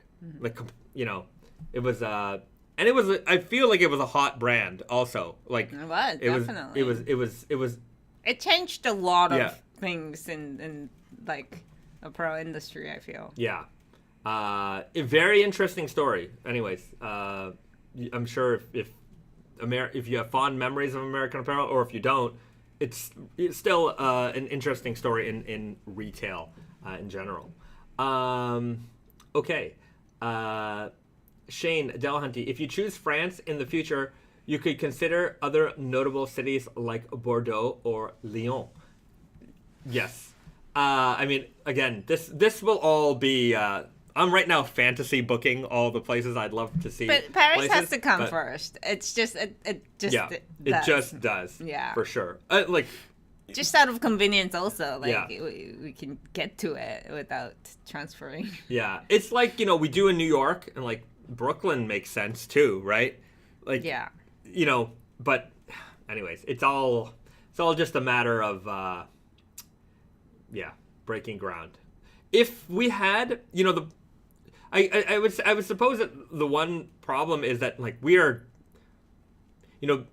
a big company has like a division that's designed for like expanding and finding retail spaces and doing all this stuff, where it's like for us it's a matter of like me, you, Brandon would have to go to Los Angeles, look around, like it's just for now. Yeah. But I mean, obviously, if we're opening up stores like, and all over the place, then we're gonna have to have somebody that whose job it is to, find locations and make sure everything goes smoothly and all that. Right. So, I would love to do it, and you'll be here for the ride when it happens. I was gonna say when and if. Forget the if. When it happens. You know what I want to do?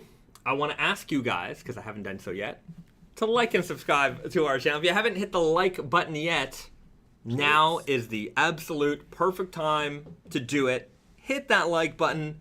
Even if you don't like us, just hit the like button.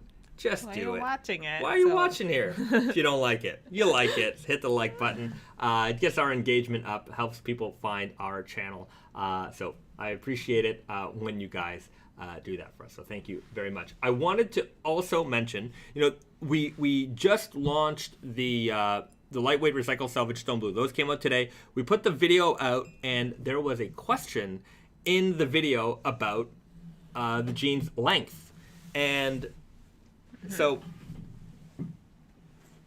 the person asked if I hemmed the jeans or not, because they know how I'm 5'8", they know how tall I am, and our jeans usually come with like a 33-inch inseam, so seems long. But in the video, the length of the jeans were exactly right for me. And there's actually a little thing that I do to the jeans. Hold on, where I don't hem them. And like you don't see like this mega cuff on them usually. Sometimes I might do like a 2-inch cuff or something like that, but sometimes that could sometimes be reasonable. But what I do is I do like a reverse cuff. So I fold the jeans in basically to like whatever length I'm looking for. I was trying to write it in the comment section like how I do it. Yeah, it's difficult. It's kind of hard to explain this. So I'll get it to length, whatever length I'm looking for. Maybe I might be a little bit more liberal with that and just take it up even a little bit more. But basically, you want to fold the jeans inward, and then you want to take some of the fabric and fold the jeans outward again. So depending on the size of the cuff that you want to do will depend on how much of the fabric you need to kind of stuff into the jeans. But essentially, you're going to take the fabric out, refold it a little bit on the inside, and then you can just cuff it a little bit. So you end up with a little bit of fabric that's kind of stuffed in the leg here.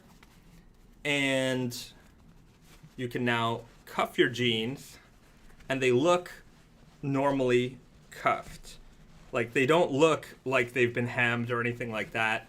And again, depending on how much you pull out, it's gonna cover up that part that's kind of folded inside. So you end up with a clean looking cuff, and it works really well for photos. I've actually never really walked around in jeans like this all day, although this probably won't work on wash jeans, and it'll definitely work better with rigid denim.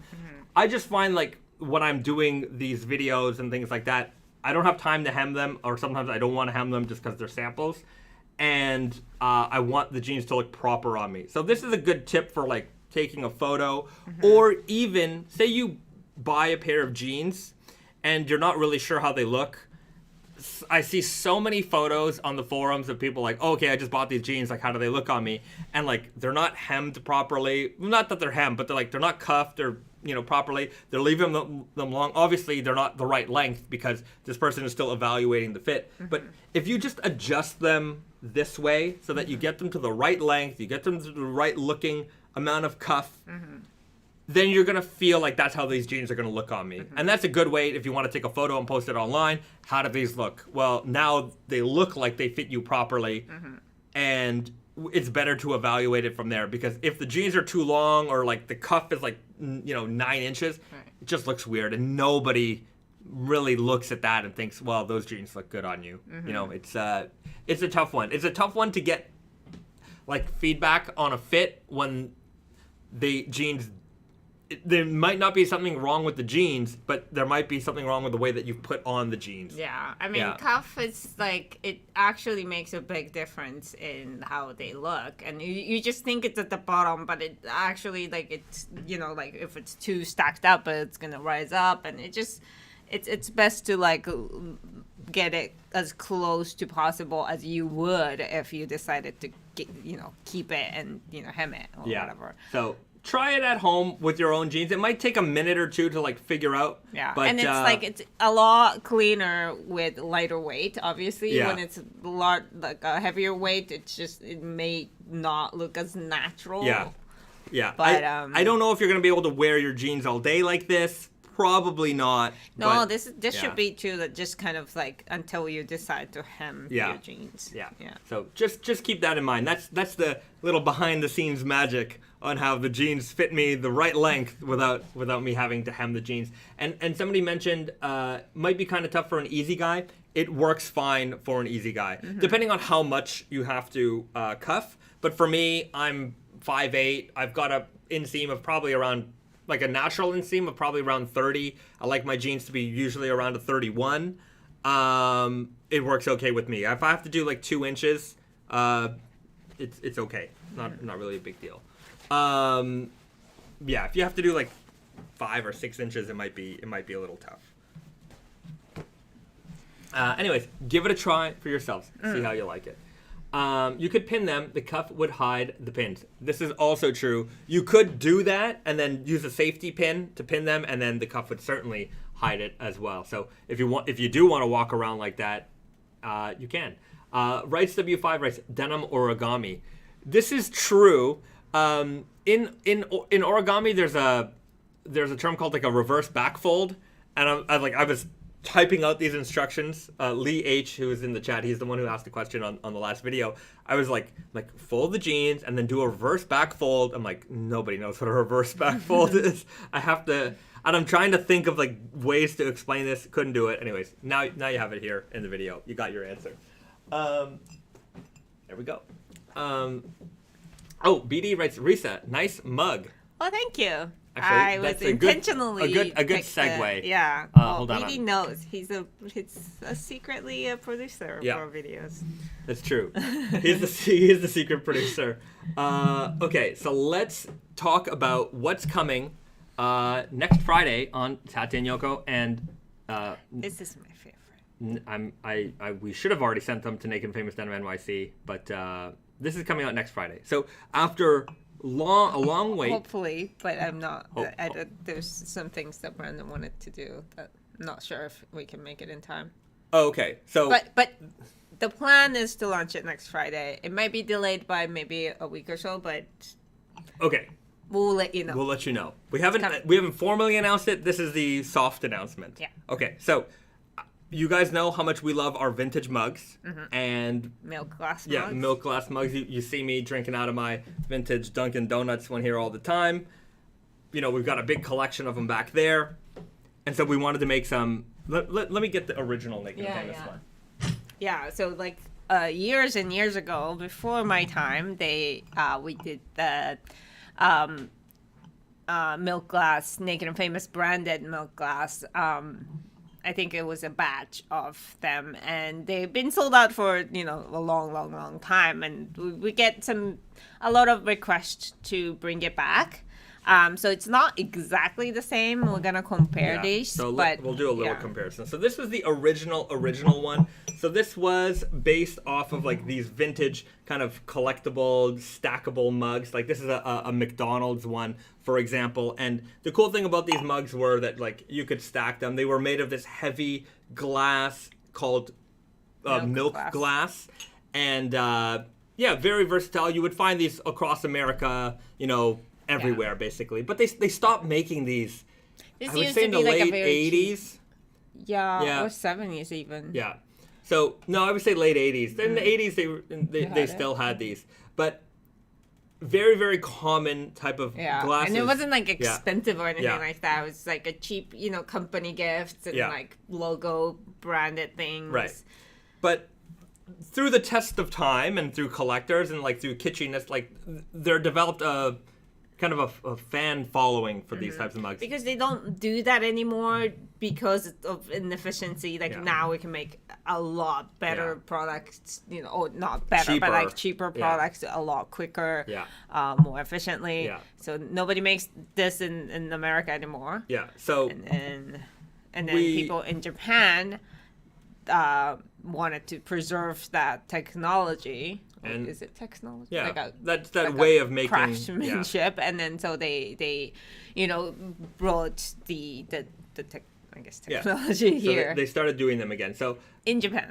So back in the day, I would say probably around 10 years ago, we made some Naked and Famous Denim ones with the Tragic Blonde logo. There's also a text logo version of it as well. I probably have one somewhere. I don't know where it is right now, but so we made these, and these sold.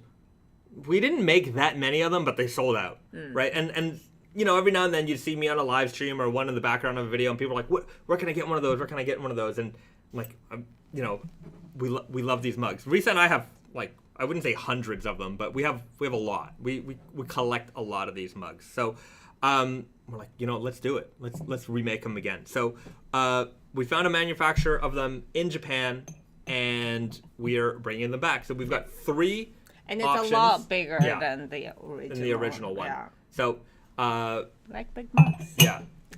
So this is the one with the tragic blonde full color one. In production, this she won't be color. As tan. Yeah, she's a little tanned in the sample there. We've got the text logo mug here as well, and then we've got the jadeite with the pinup logo, which you'll find in our shirts. And what's neat about it is like we say how much volume will fit in the cup. So this part on the shirt label, it says a size. Yeah. So on the cup it says how big, how much. And so that one's based off of like these are called jadeite. So this color, it's not the material, but it's the color is called jadeite. So this is in the milk glass world collecting community, jadeite tends to be like quite sought after. People really like jadeite. Iconic. Yeah. Like there are more rare colors, like the pink and the blue and the stuff. Yeah. But like this is very iconic because you don't really see like a lot of these color in general in like cups and stuff like that. So I think it's really cool. So, but like I do really like the classic white too because it's hard to show here, but it really does. The white one that most like out of all of it. I think white one gets like the light through the most. Yeah. And we're gonna have to capture this on the video, but it's just such a nice like color when you see through it in the sun. And it's kind of based off of a different, like these are called like D-ring mugs, and so this is based off of like a slightly different silhouette. It's a little bit more like this mug over here, like this Dunkin' Donuts one that I have. So but it's still very like you can still stack it with this type. We've got my coffee in there, but you can just stack them nicely. So these are going to be coming out pretty soon. Hopefully this Friday. Do we have a retail price on these? Yes. I think $39. $39. Okay. $39 each. And we're not wholesaling them. I saw somebody ask if any of our retail partners have them, but no, we're just going direct to just available on Tata and Yoko and Naked and Famous Denim New York City. If we wholesaled them, the prices would have been a little bit higher, but we're just doing a direct kind of sales. That way they're mugs. I don't want to charge $80 for a mug. You know what I mean? And also it's kind of like, it's just like, I mean, obviously it's not a giveaway. We can't do that, but it's one of those like a little knickknacks that like it's not part of like a real, collection. Yeah. James and Keating says, the Jadeite mug made me say ooh out loud. All right, well, I'm glad. All right. Uncanny Fox, do the mugs qualify for free hemming? They do, though there's nothing to hem. So if you want to put in your hemming request, you can, but I mean, how much do you want to take off the bottom here? It's really a bad joke. It's really just a bad joke. Okay. Melody Murray writes, will an AeroPress work with the milk mugs? Let me go get one. Yeah. I think it will. It does look big, but the opening's pretty big.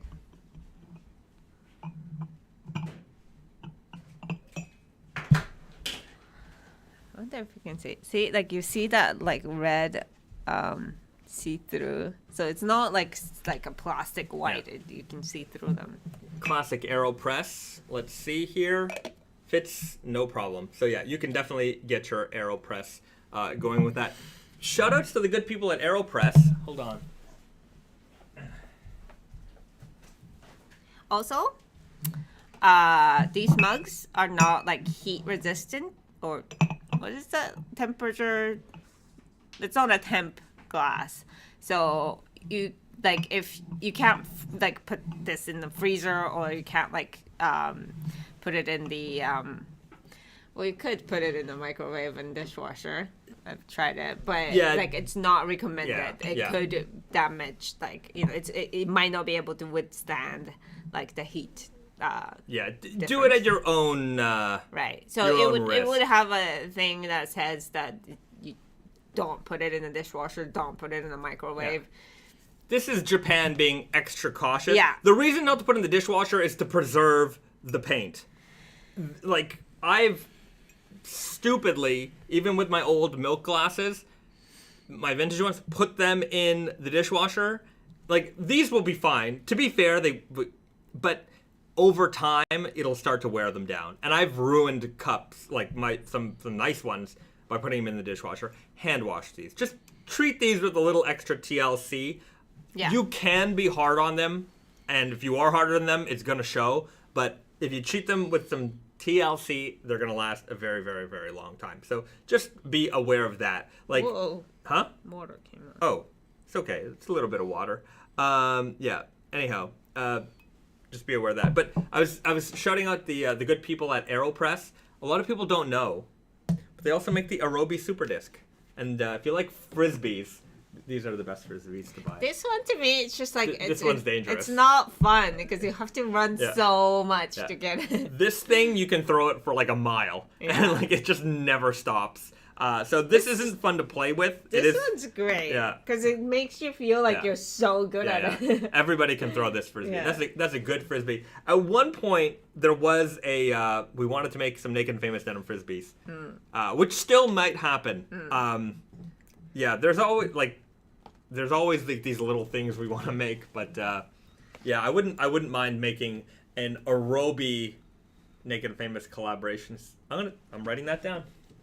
See, this is why we have these live streams, because things just start to meander. Yeah. Okay. Arobi X and that would be cool. I think like a denim colored frisbee, Arobi, because those ones, they throw the best. They're the best. Frisbees are fun too. Yeah. Bezad's special mug hem. Yeah, just shaving off the bottom. Just pour everything right through. Okay, we've got I can't pronounce that, but hi everybody who has an addiction to jeans. Well, you came to the right place. This is the place for people who love denim and all things denim related, of course. Hand wash on cold or don't hot dry heard that before. That's true. Treat your mugs like you would treat your jeans. And you'll be fine. Keep them out of the machine, hand wash, and air dry. You're gonna be good. So very, very excited to have the mugs back. I have a feeling they're gonna go fast. But we do have a lot. Yeah. And then we want to continue making, right? We'll make them again. More.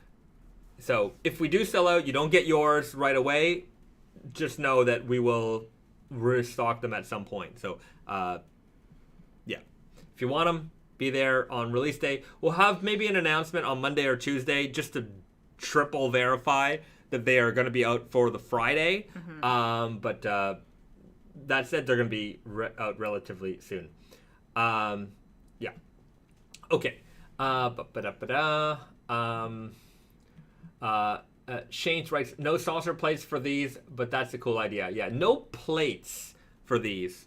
In fact, these old ones, the vintage ones, they never really came with plates. There are cups. Like the D cups like this. Yeah. There's no matching plate. Like they don't go on a plate. The ones that look like a fancy teacups, teacup, they come with the saucer. Right. They're this type of glass. They've made them in very, very many shapes. But yeah, if there are teacup style ones that do have it, but this is more like a diner.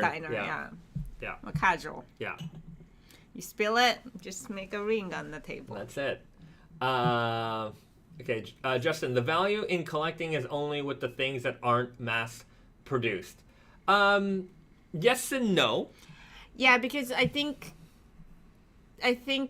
like you could call this mass produced. There's billions of them probably. Maybe not billions, but of these. Yeah.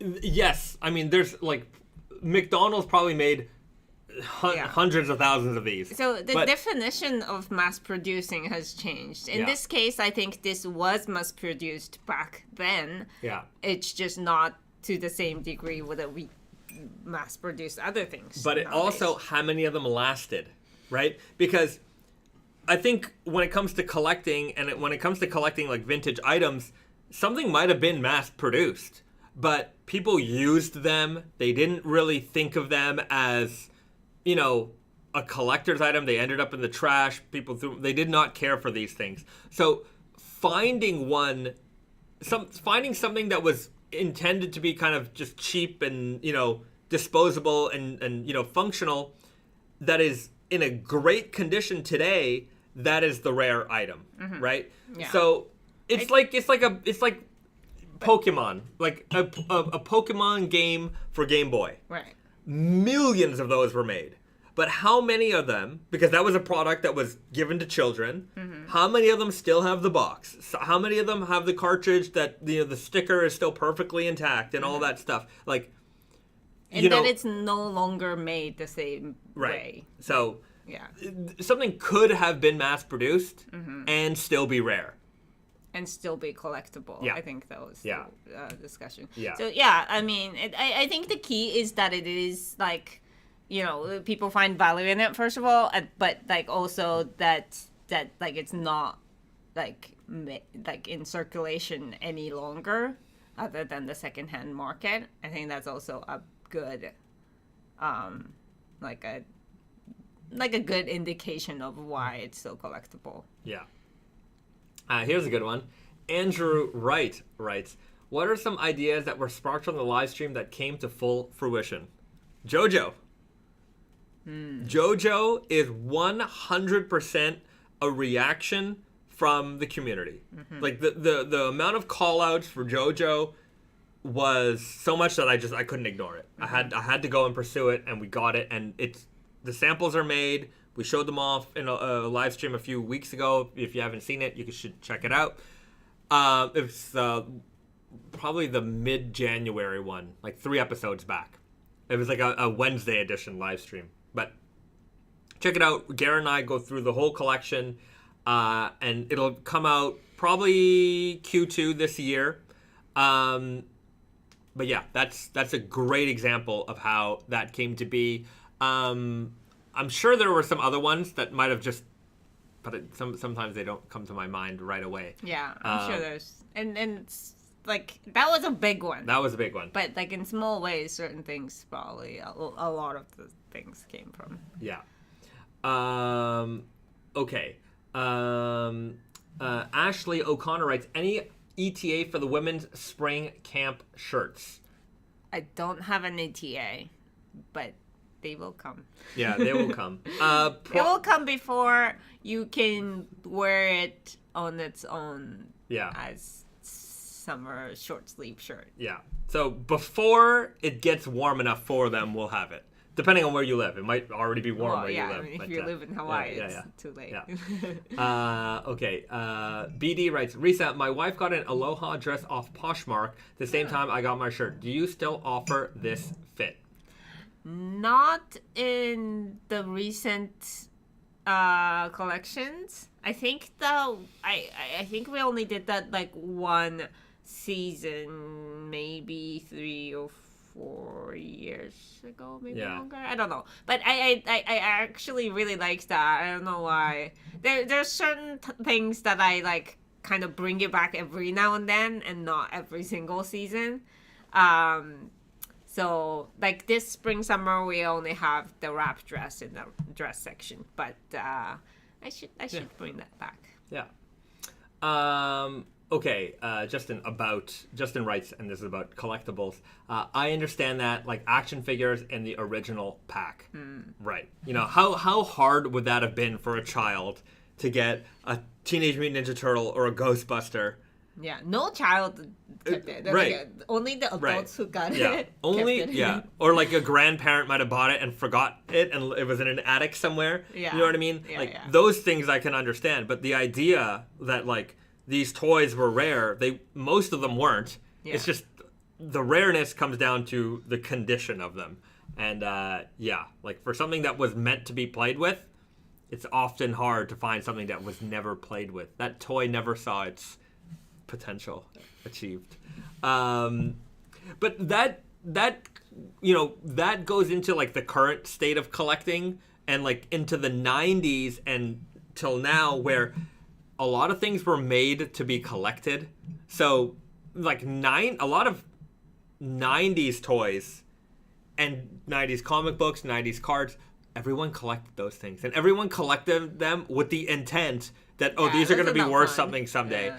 The amount of action figures I own in my mom's, like, my mom has a storage room, and there's just boxes and boxes of toys. Mm-hmm. I would go to Walmart and I would just buy everything. Right. And to be fair, I had them like up on my wall and I looked at them, but like they never got opened. Mm-hmm. And because you thought it was going to work. I just felt like they need. I'm a collector, and they need to stay in the box. Mm-hmm. And the only times they would maybe get opened was sometimes the boxes or like the packs would get sun damaged, and then the plastic would crack. Mm-hmm. And I'm like, okay, well, like in its condition, it isn't like a good conditioned in-box item anymore, so I can open it up and, like, you know, pose it. Yeah. But there's a difference between eras where people realized that maybe there's a market in this, and because that there was a market in it, like when I was even collecting comic books, sometimes I would buy one to read and one to keep in the thing. Mm-hmm. And I'm like, why was I doing that because I thought that, like, that was the collector mentality in my brain. Mm-hmm, mm-hmm. And then I got sick and tired of it, and I realized I never bought any of this stuff to sell it anyway. So like, I'm not enjoying this, you know? Seems like a waste. Yeah. A little. Okay, Jameson Keating writes, guys, I just got into matcha and I absolutely love it. Have you ever done a matcha themed release, possibly in the future? I've done that. Yeah. I've done the green tea dyed weft. Yeah. That's probably one to bring back. Yeah. I think that's a really good one to bring back. That and the coffee dye. Mm-hmm, mm-hmm. Yeah, the coffee dye was really nice looking too. Not that green tea wasn't. Yeah. But green tea was like green tea a weft. Was very nice. Yeah, it was like a green, like lighter but not like lighter but muted green in the weft, and it was very subtle. Yeah, it was a good one. Yeah. And people like keep like mentioning like, oh, you should do green tea, Yeah. and it's like, yes, we've done this, Yeah. but I Yeah. guess it's been long enough. Yeah. Venom's Teddy writes, coffee dyed weft. No, it was an entire coffee dyed denim. A coffee dyed weft would probably be maybe better. You know, a dark indigo with a coffee, like I like brown weft, warm weft items, and that might be a fun one to bring back because we never did it as a weft. We did it as an entire coffee dyed jean. So it was a brown jean. Yeah. And the funny thing about that jean was the way it came to be.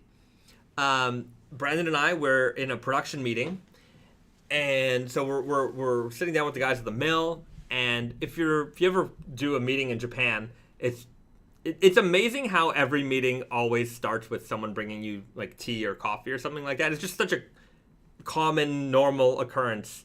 And so somebody brought the coffee, and this might have been like the third or fourth meeting that day, and I've just had so much coffee. I don't know why I remember that, but whenever we do these meetings, it's always like a day of meetings, and everywhere we go, I drink a lot. I like coffee. And I spilt the coffee all over all the fabric swatches we were looking at. I made a mess, and I'm like, oh God. And I'm like, okay, don't worry, guys. Coffee dyed denim. And I don't think they appreciated the joke that much, but it sparked something in me that minute. And I just look at Brandon, I'm like, why don't we do a coffee dye denim? And then we look at them, and like, can we do a coffee dye denim? And then they're like, we don't know, hold on. And then they start making everyone's like on their phones, like calling all these people that they knew. And by the end of it, we're like, yeah, we could do it. And so we made coffee dye denim just right off of that. I thought that was a really, funny story, funny way that it came to be.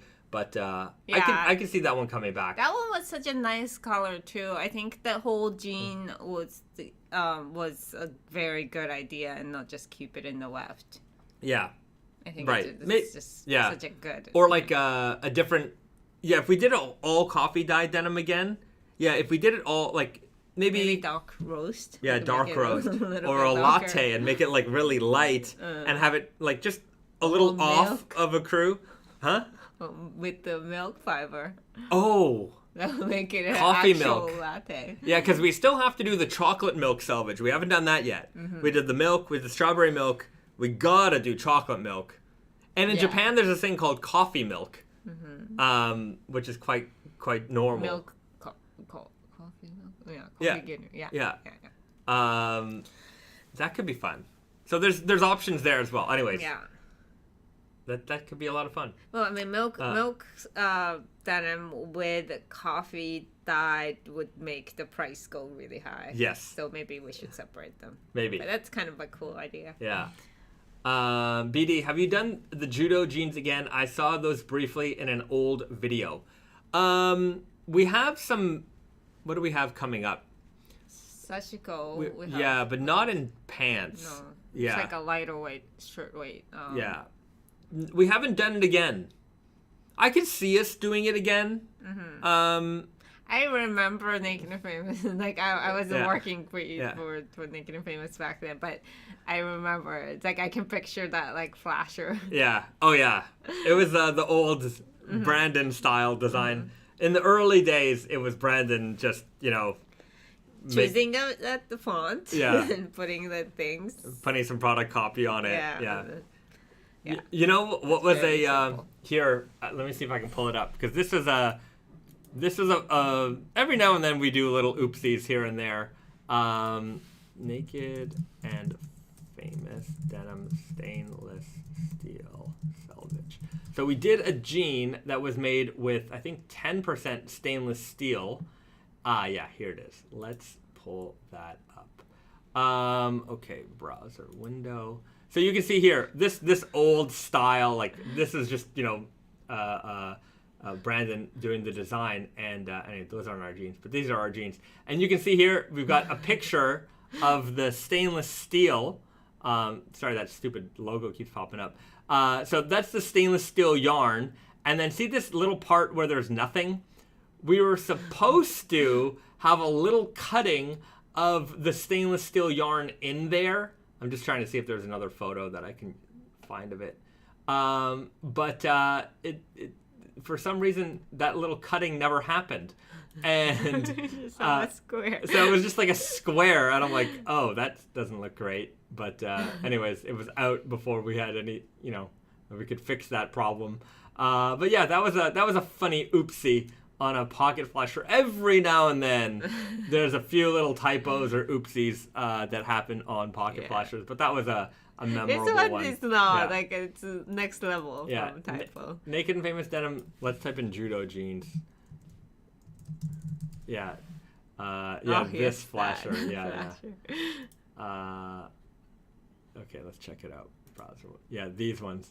Naked and Famous Denim Judo jeans. Yeah. Our old flashers were very, they had a charm to them, that's for sure. Homemade. Yeah. Something, Judo jeans on Gigazine. I don't know what that is. But an all sashiko denim. It was quite nice. Oh, are these some old product photos from the original Tate and Yoko? Maybe. I don't remember. But yeah, there you have it, guys. Old Judo jeans. When's the white square denim? When's the white square denim? I think that blank square. Oh, yeah, blank square. I'm rocking the milk lately. Do you have any plans for milk with heavy weight? No plans for that, but not a bad idea. Not a bad idea. idea. Very drapey material, so it might go well with like a heavyweight, not uncomfortable heavyweight. Kind of. Yeah, Mango writes, I ordered the heavyweight shirt on Wonder Looper. Just wanted to say that I absolutely loved it. Thank you so much. Is it the one that the embroidered mango? Funny story. Yeah. We got like the T-shirt order, and we do on Wonder Looper we do a chain stitch custom embroidery thing. So like somebody like if you order it with the shirt, I'll embroider whatever words that you want me to embroider. And I got mango from 2 different customers. Oh. Like mango. Right.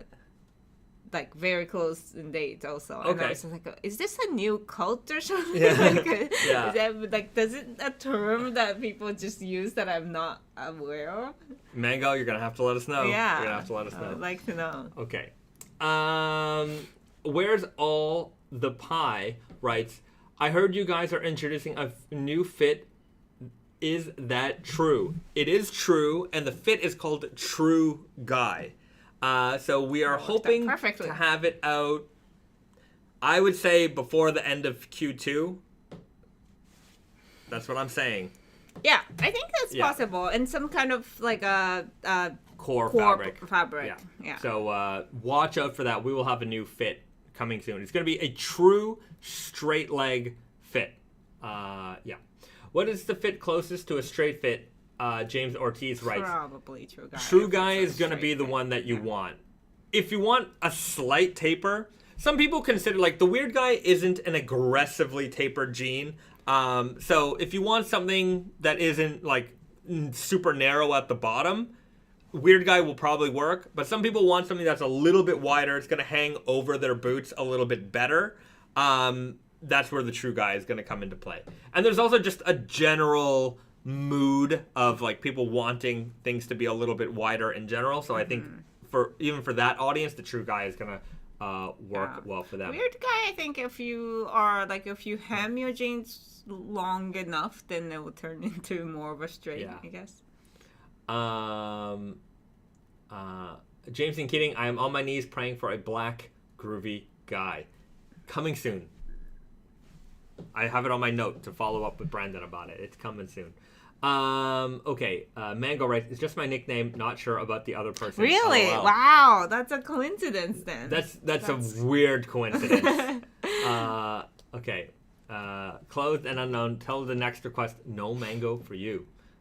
All right. Nick Carpenter, Tate and Yoko have Dusty Rose as a True Guy fit. Yeah, so there will be some Spring Summer 23 styles in the True Guy. This is true, but the first ones to come out will probably be core ones. Yes. I don't 100% quote me on that, but that is the way I see it. That's the way I see it. Okay. Where's all the pyrites? Weird guy are just too skinny in general, in my opinion. Okay, I don't find that maybe the way you feel in them. It might depend on the size for you, or it might also depend on the last time you tried a weird guy. We have updated the fits of the weird guy over the years. If you haven't tried the weird guy in, say, like the last 3 years, I would say it's definitely worth trying again. The rise has increased. There's a little bit more room in that top block for a lot of folks. So yeah, maybe reevaluate that, or also just in general consider going up a little bit in terms of size. Like the jeans don't have to be super snug around the waist. They can be a little bit big, and you might find that they'll be a lot more comfortable as you wear them down the line. Like when I wear my jeans, like as I'm wearing them now, like, you know, there's room. Like they are not tight on my body. I don't like it when they're particularly tight in the waist. I'd like there to be room in general. You know, if I forced them off, they would fall off my back, but like they hang nicely. They don't really have any issues. And if I need to wear a belt, I could just throw a belt on. But just as for comfort wise, have a little bit of room in that waist. It's just a weird thing that like people have, that like you have to choose the smallest size they can fit into, and that's not true at all. You can just oversize things. Maybe wear the biggest size you can fit into. That you can't, where you're not drowning or falling off your butt. But consider or somewhere that in between is fine. But it's just like it's one of those things where like I don't know why people obsess about that. Like it's uncomfortable. Yeah. Emilio Hernandez writes, can someone fill me in on the JoJo news? Too long, didn't read, that's okay. Just tuned into the stream. Well, we did a video a couple streams back where Garrett and I were in Montreal. It was like a Wednesday stream. Just check out our stream history. We go over the entire JoJo collection. We preview it all. So it's all in that video for previews, and you'll have all your answers there. Okay.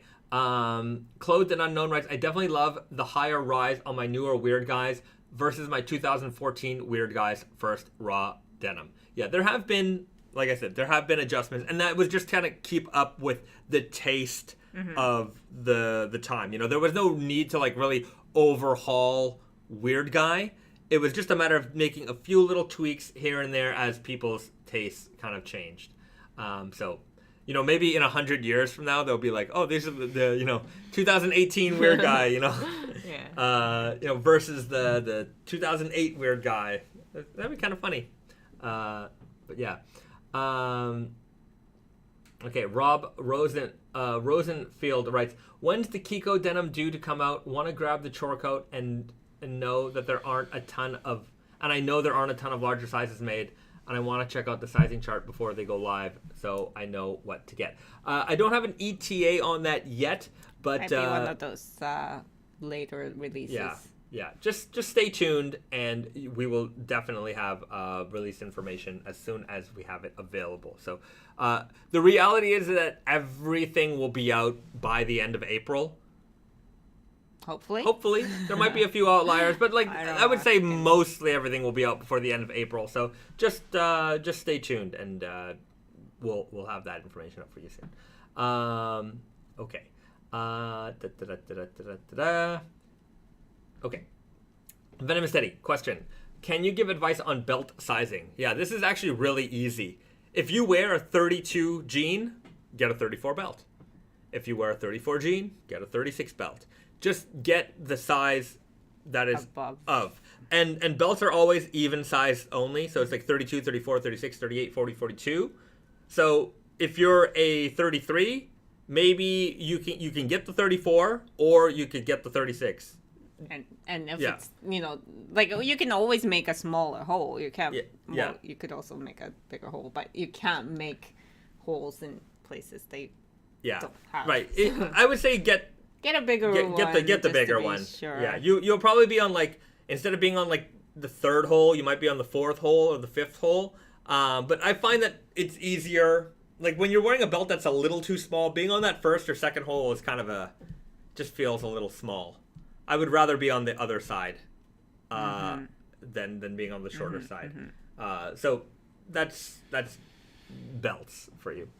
Okay, guys, I want to get into snack time. Yes. Because we found something interesting that I think you guys might also find interesting. Sometimes I see things that I think is interesting and you don't think it's interesting. And this is one of those things where I didn't think it was interesting and you found it interesting. I thought it would be good for the live stream. Personally, I don't think I'm going to like it that much. Of course you're going to like it. All right. So it's a niche rich niche rich series. I've only seen like a couple of these. I think it's just like a new thing that they're doing. So it's a premium luxury potato chip. And it's truffle and chicken liver, which is like a pate. Yeah. So truffle pate potato chips. That's a pretty niche rich flavor. It is pretty rich. What's the brand of chip? Koikea. So these are the ones that make Pride potato. Yeah. So in Japan there is a high-end potato chip called Pride potato, and they come in these little bags, and like every chip in the bag is perfectly crisp and they're small. They're like this. So let's Koikea makes like a regular people potato chips too. Yeah. But yeah, they are known They're tapping into the luxury refined taste market. So these are... Oh, it's very truffly. Ooh. Very truffly. Jeez. I remember like truffle potato chips. What was the name of that restaurant we go to in Vegas? Wait, what? Why is it escaping me? Jesus Christ. Delmonico's. So there's a steakhouse in Vegas that we would go to called Delmonico's. And aside from the filet, you have to get the filet there, they have these truffle chips that they would make, and they made them fresh. Like, they came out of the fryer and just, they were amazing. So rich, like your fingers smelled like truffle for days. Like it was unbelievable. Very, very good. We always get that there. So I do enjoy a good truffle chip. I was just a little like truffle pate. I don't know how I'm gonna feel about the pate.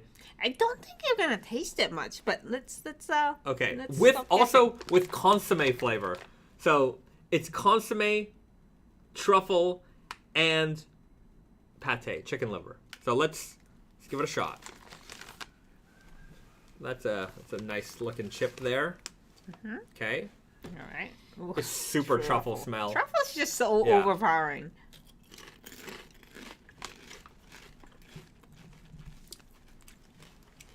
Oh. I taste the pate. It's like aftertaste. Yeah. It's actually I very think they strong. smell more like truffle than they taste. Than the taste. The taste is more consomme and then pate. Wow. This is impressive that they... Yeah. I just didn't think that pate is gonna like translate into chips so well, but I can definitely taste it. It's not necessarily a pleasant thing. I don't like these. You don't like pate? No. I enjoy pate, but not like the taste of, like, I don't know if... Just the straight up taste of it? It's like taste in this form, just, is not a pleasant thing, I don't think. I get it that this is a fancy tasting potato chip. I get it. They nailed it. Like, if this is like the taste of luxury, I don't even think that. This liver taste is just, I don't know.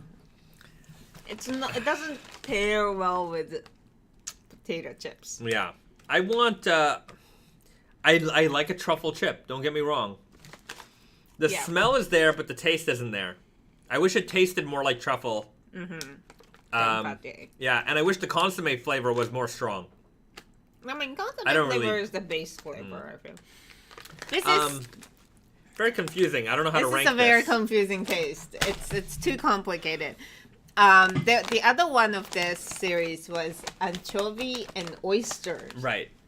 And that was very salty. I actually didn't like that. It was just, I mean, it's anchovy, but it was too salty. But that was delicious salty. Whereas like this one's just, I don't enjoy it. I'm giving this a 3.7 Out of 10? out of 10. 3.7. It's not a 5. A 5 is like a pretty 5.6 is like a pretty okay chip that I would enjoy. Yeah. Like I would eat it. Maybe it's not my first pick, Right. but if it's on the table, like I would be munching it down. Yeah. This one, I'm like half of that, where I'm like, if it's on the table and the only thing there, I would be reluctant to have more.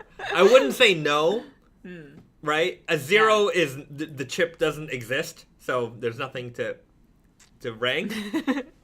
But yeah, this is in between, like, I wouldn't eat it, and, you know. Yeah, it's not disgusting. It's just that it's I just not don't want my, it. First choice. Yeah, I just don't want it. Yeah, I'm going to go with 3.9. Okay. Yeah. So there you have it, everybody. Niche, rich, I guess niche is right. Niche, rich truffle chips. Available in Japan, probably for a limited time. I can't imagine this can be on the shelves for very long. We should buy it the second time. Yeah, if you're in Japan now, go and give them a try. I would say that they are worth a try. Everything's worth a try, flavor-wise. And if you like it, stock up on them. Or, yeah, that's that. What would snack time denim be? Well, anything. Anything that we could have on this live stream is what we would try for snack time. I don't know. I don't know. I'm still confused about these chips. Very confusing. I don't want to throw them away because that would be a waste. We might like it over time. Like it might grow. Yeah. I don't want any more. That's it. Okay. Yeah. Anyways, that's that. All right. Well, we're gonna leave it there. Everybody, thank you so much for tuning in to another weekly live stream here. Before you go, don't forget to hit that like button. Just hit that like button on your way out. Subscribe to the channel. Tell a friend about us. If they're into raw denim, then they'll probably. I mean, I'm just being too presumptuous here. They might be interested in our live stream. But anyways, we'll leave it there. Everybody, have a good weekend. Be safe out there. Be nice to somebody. Do something nice for yourselves. Tell your mother you love her. And we'll see you guys next time. Okay. Bye, guys. Bye, guys.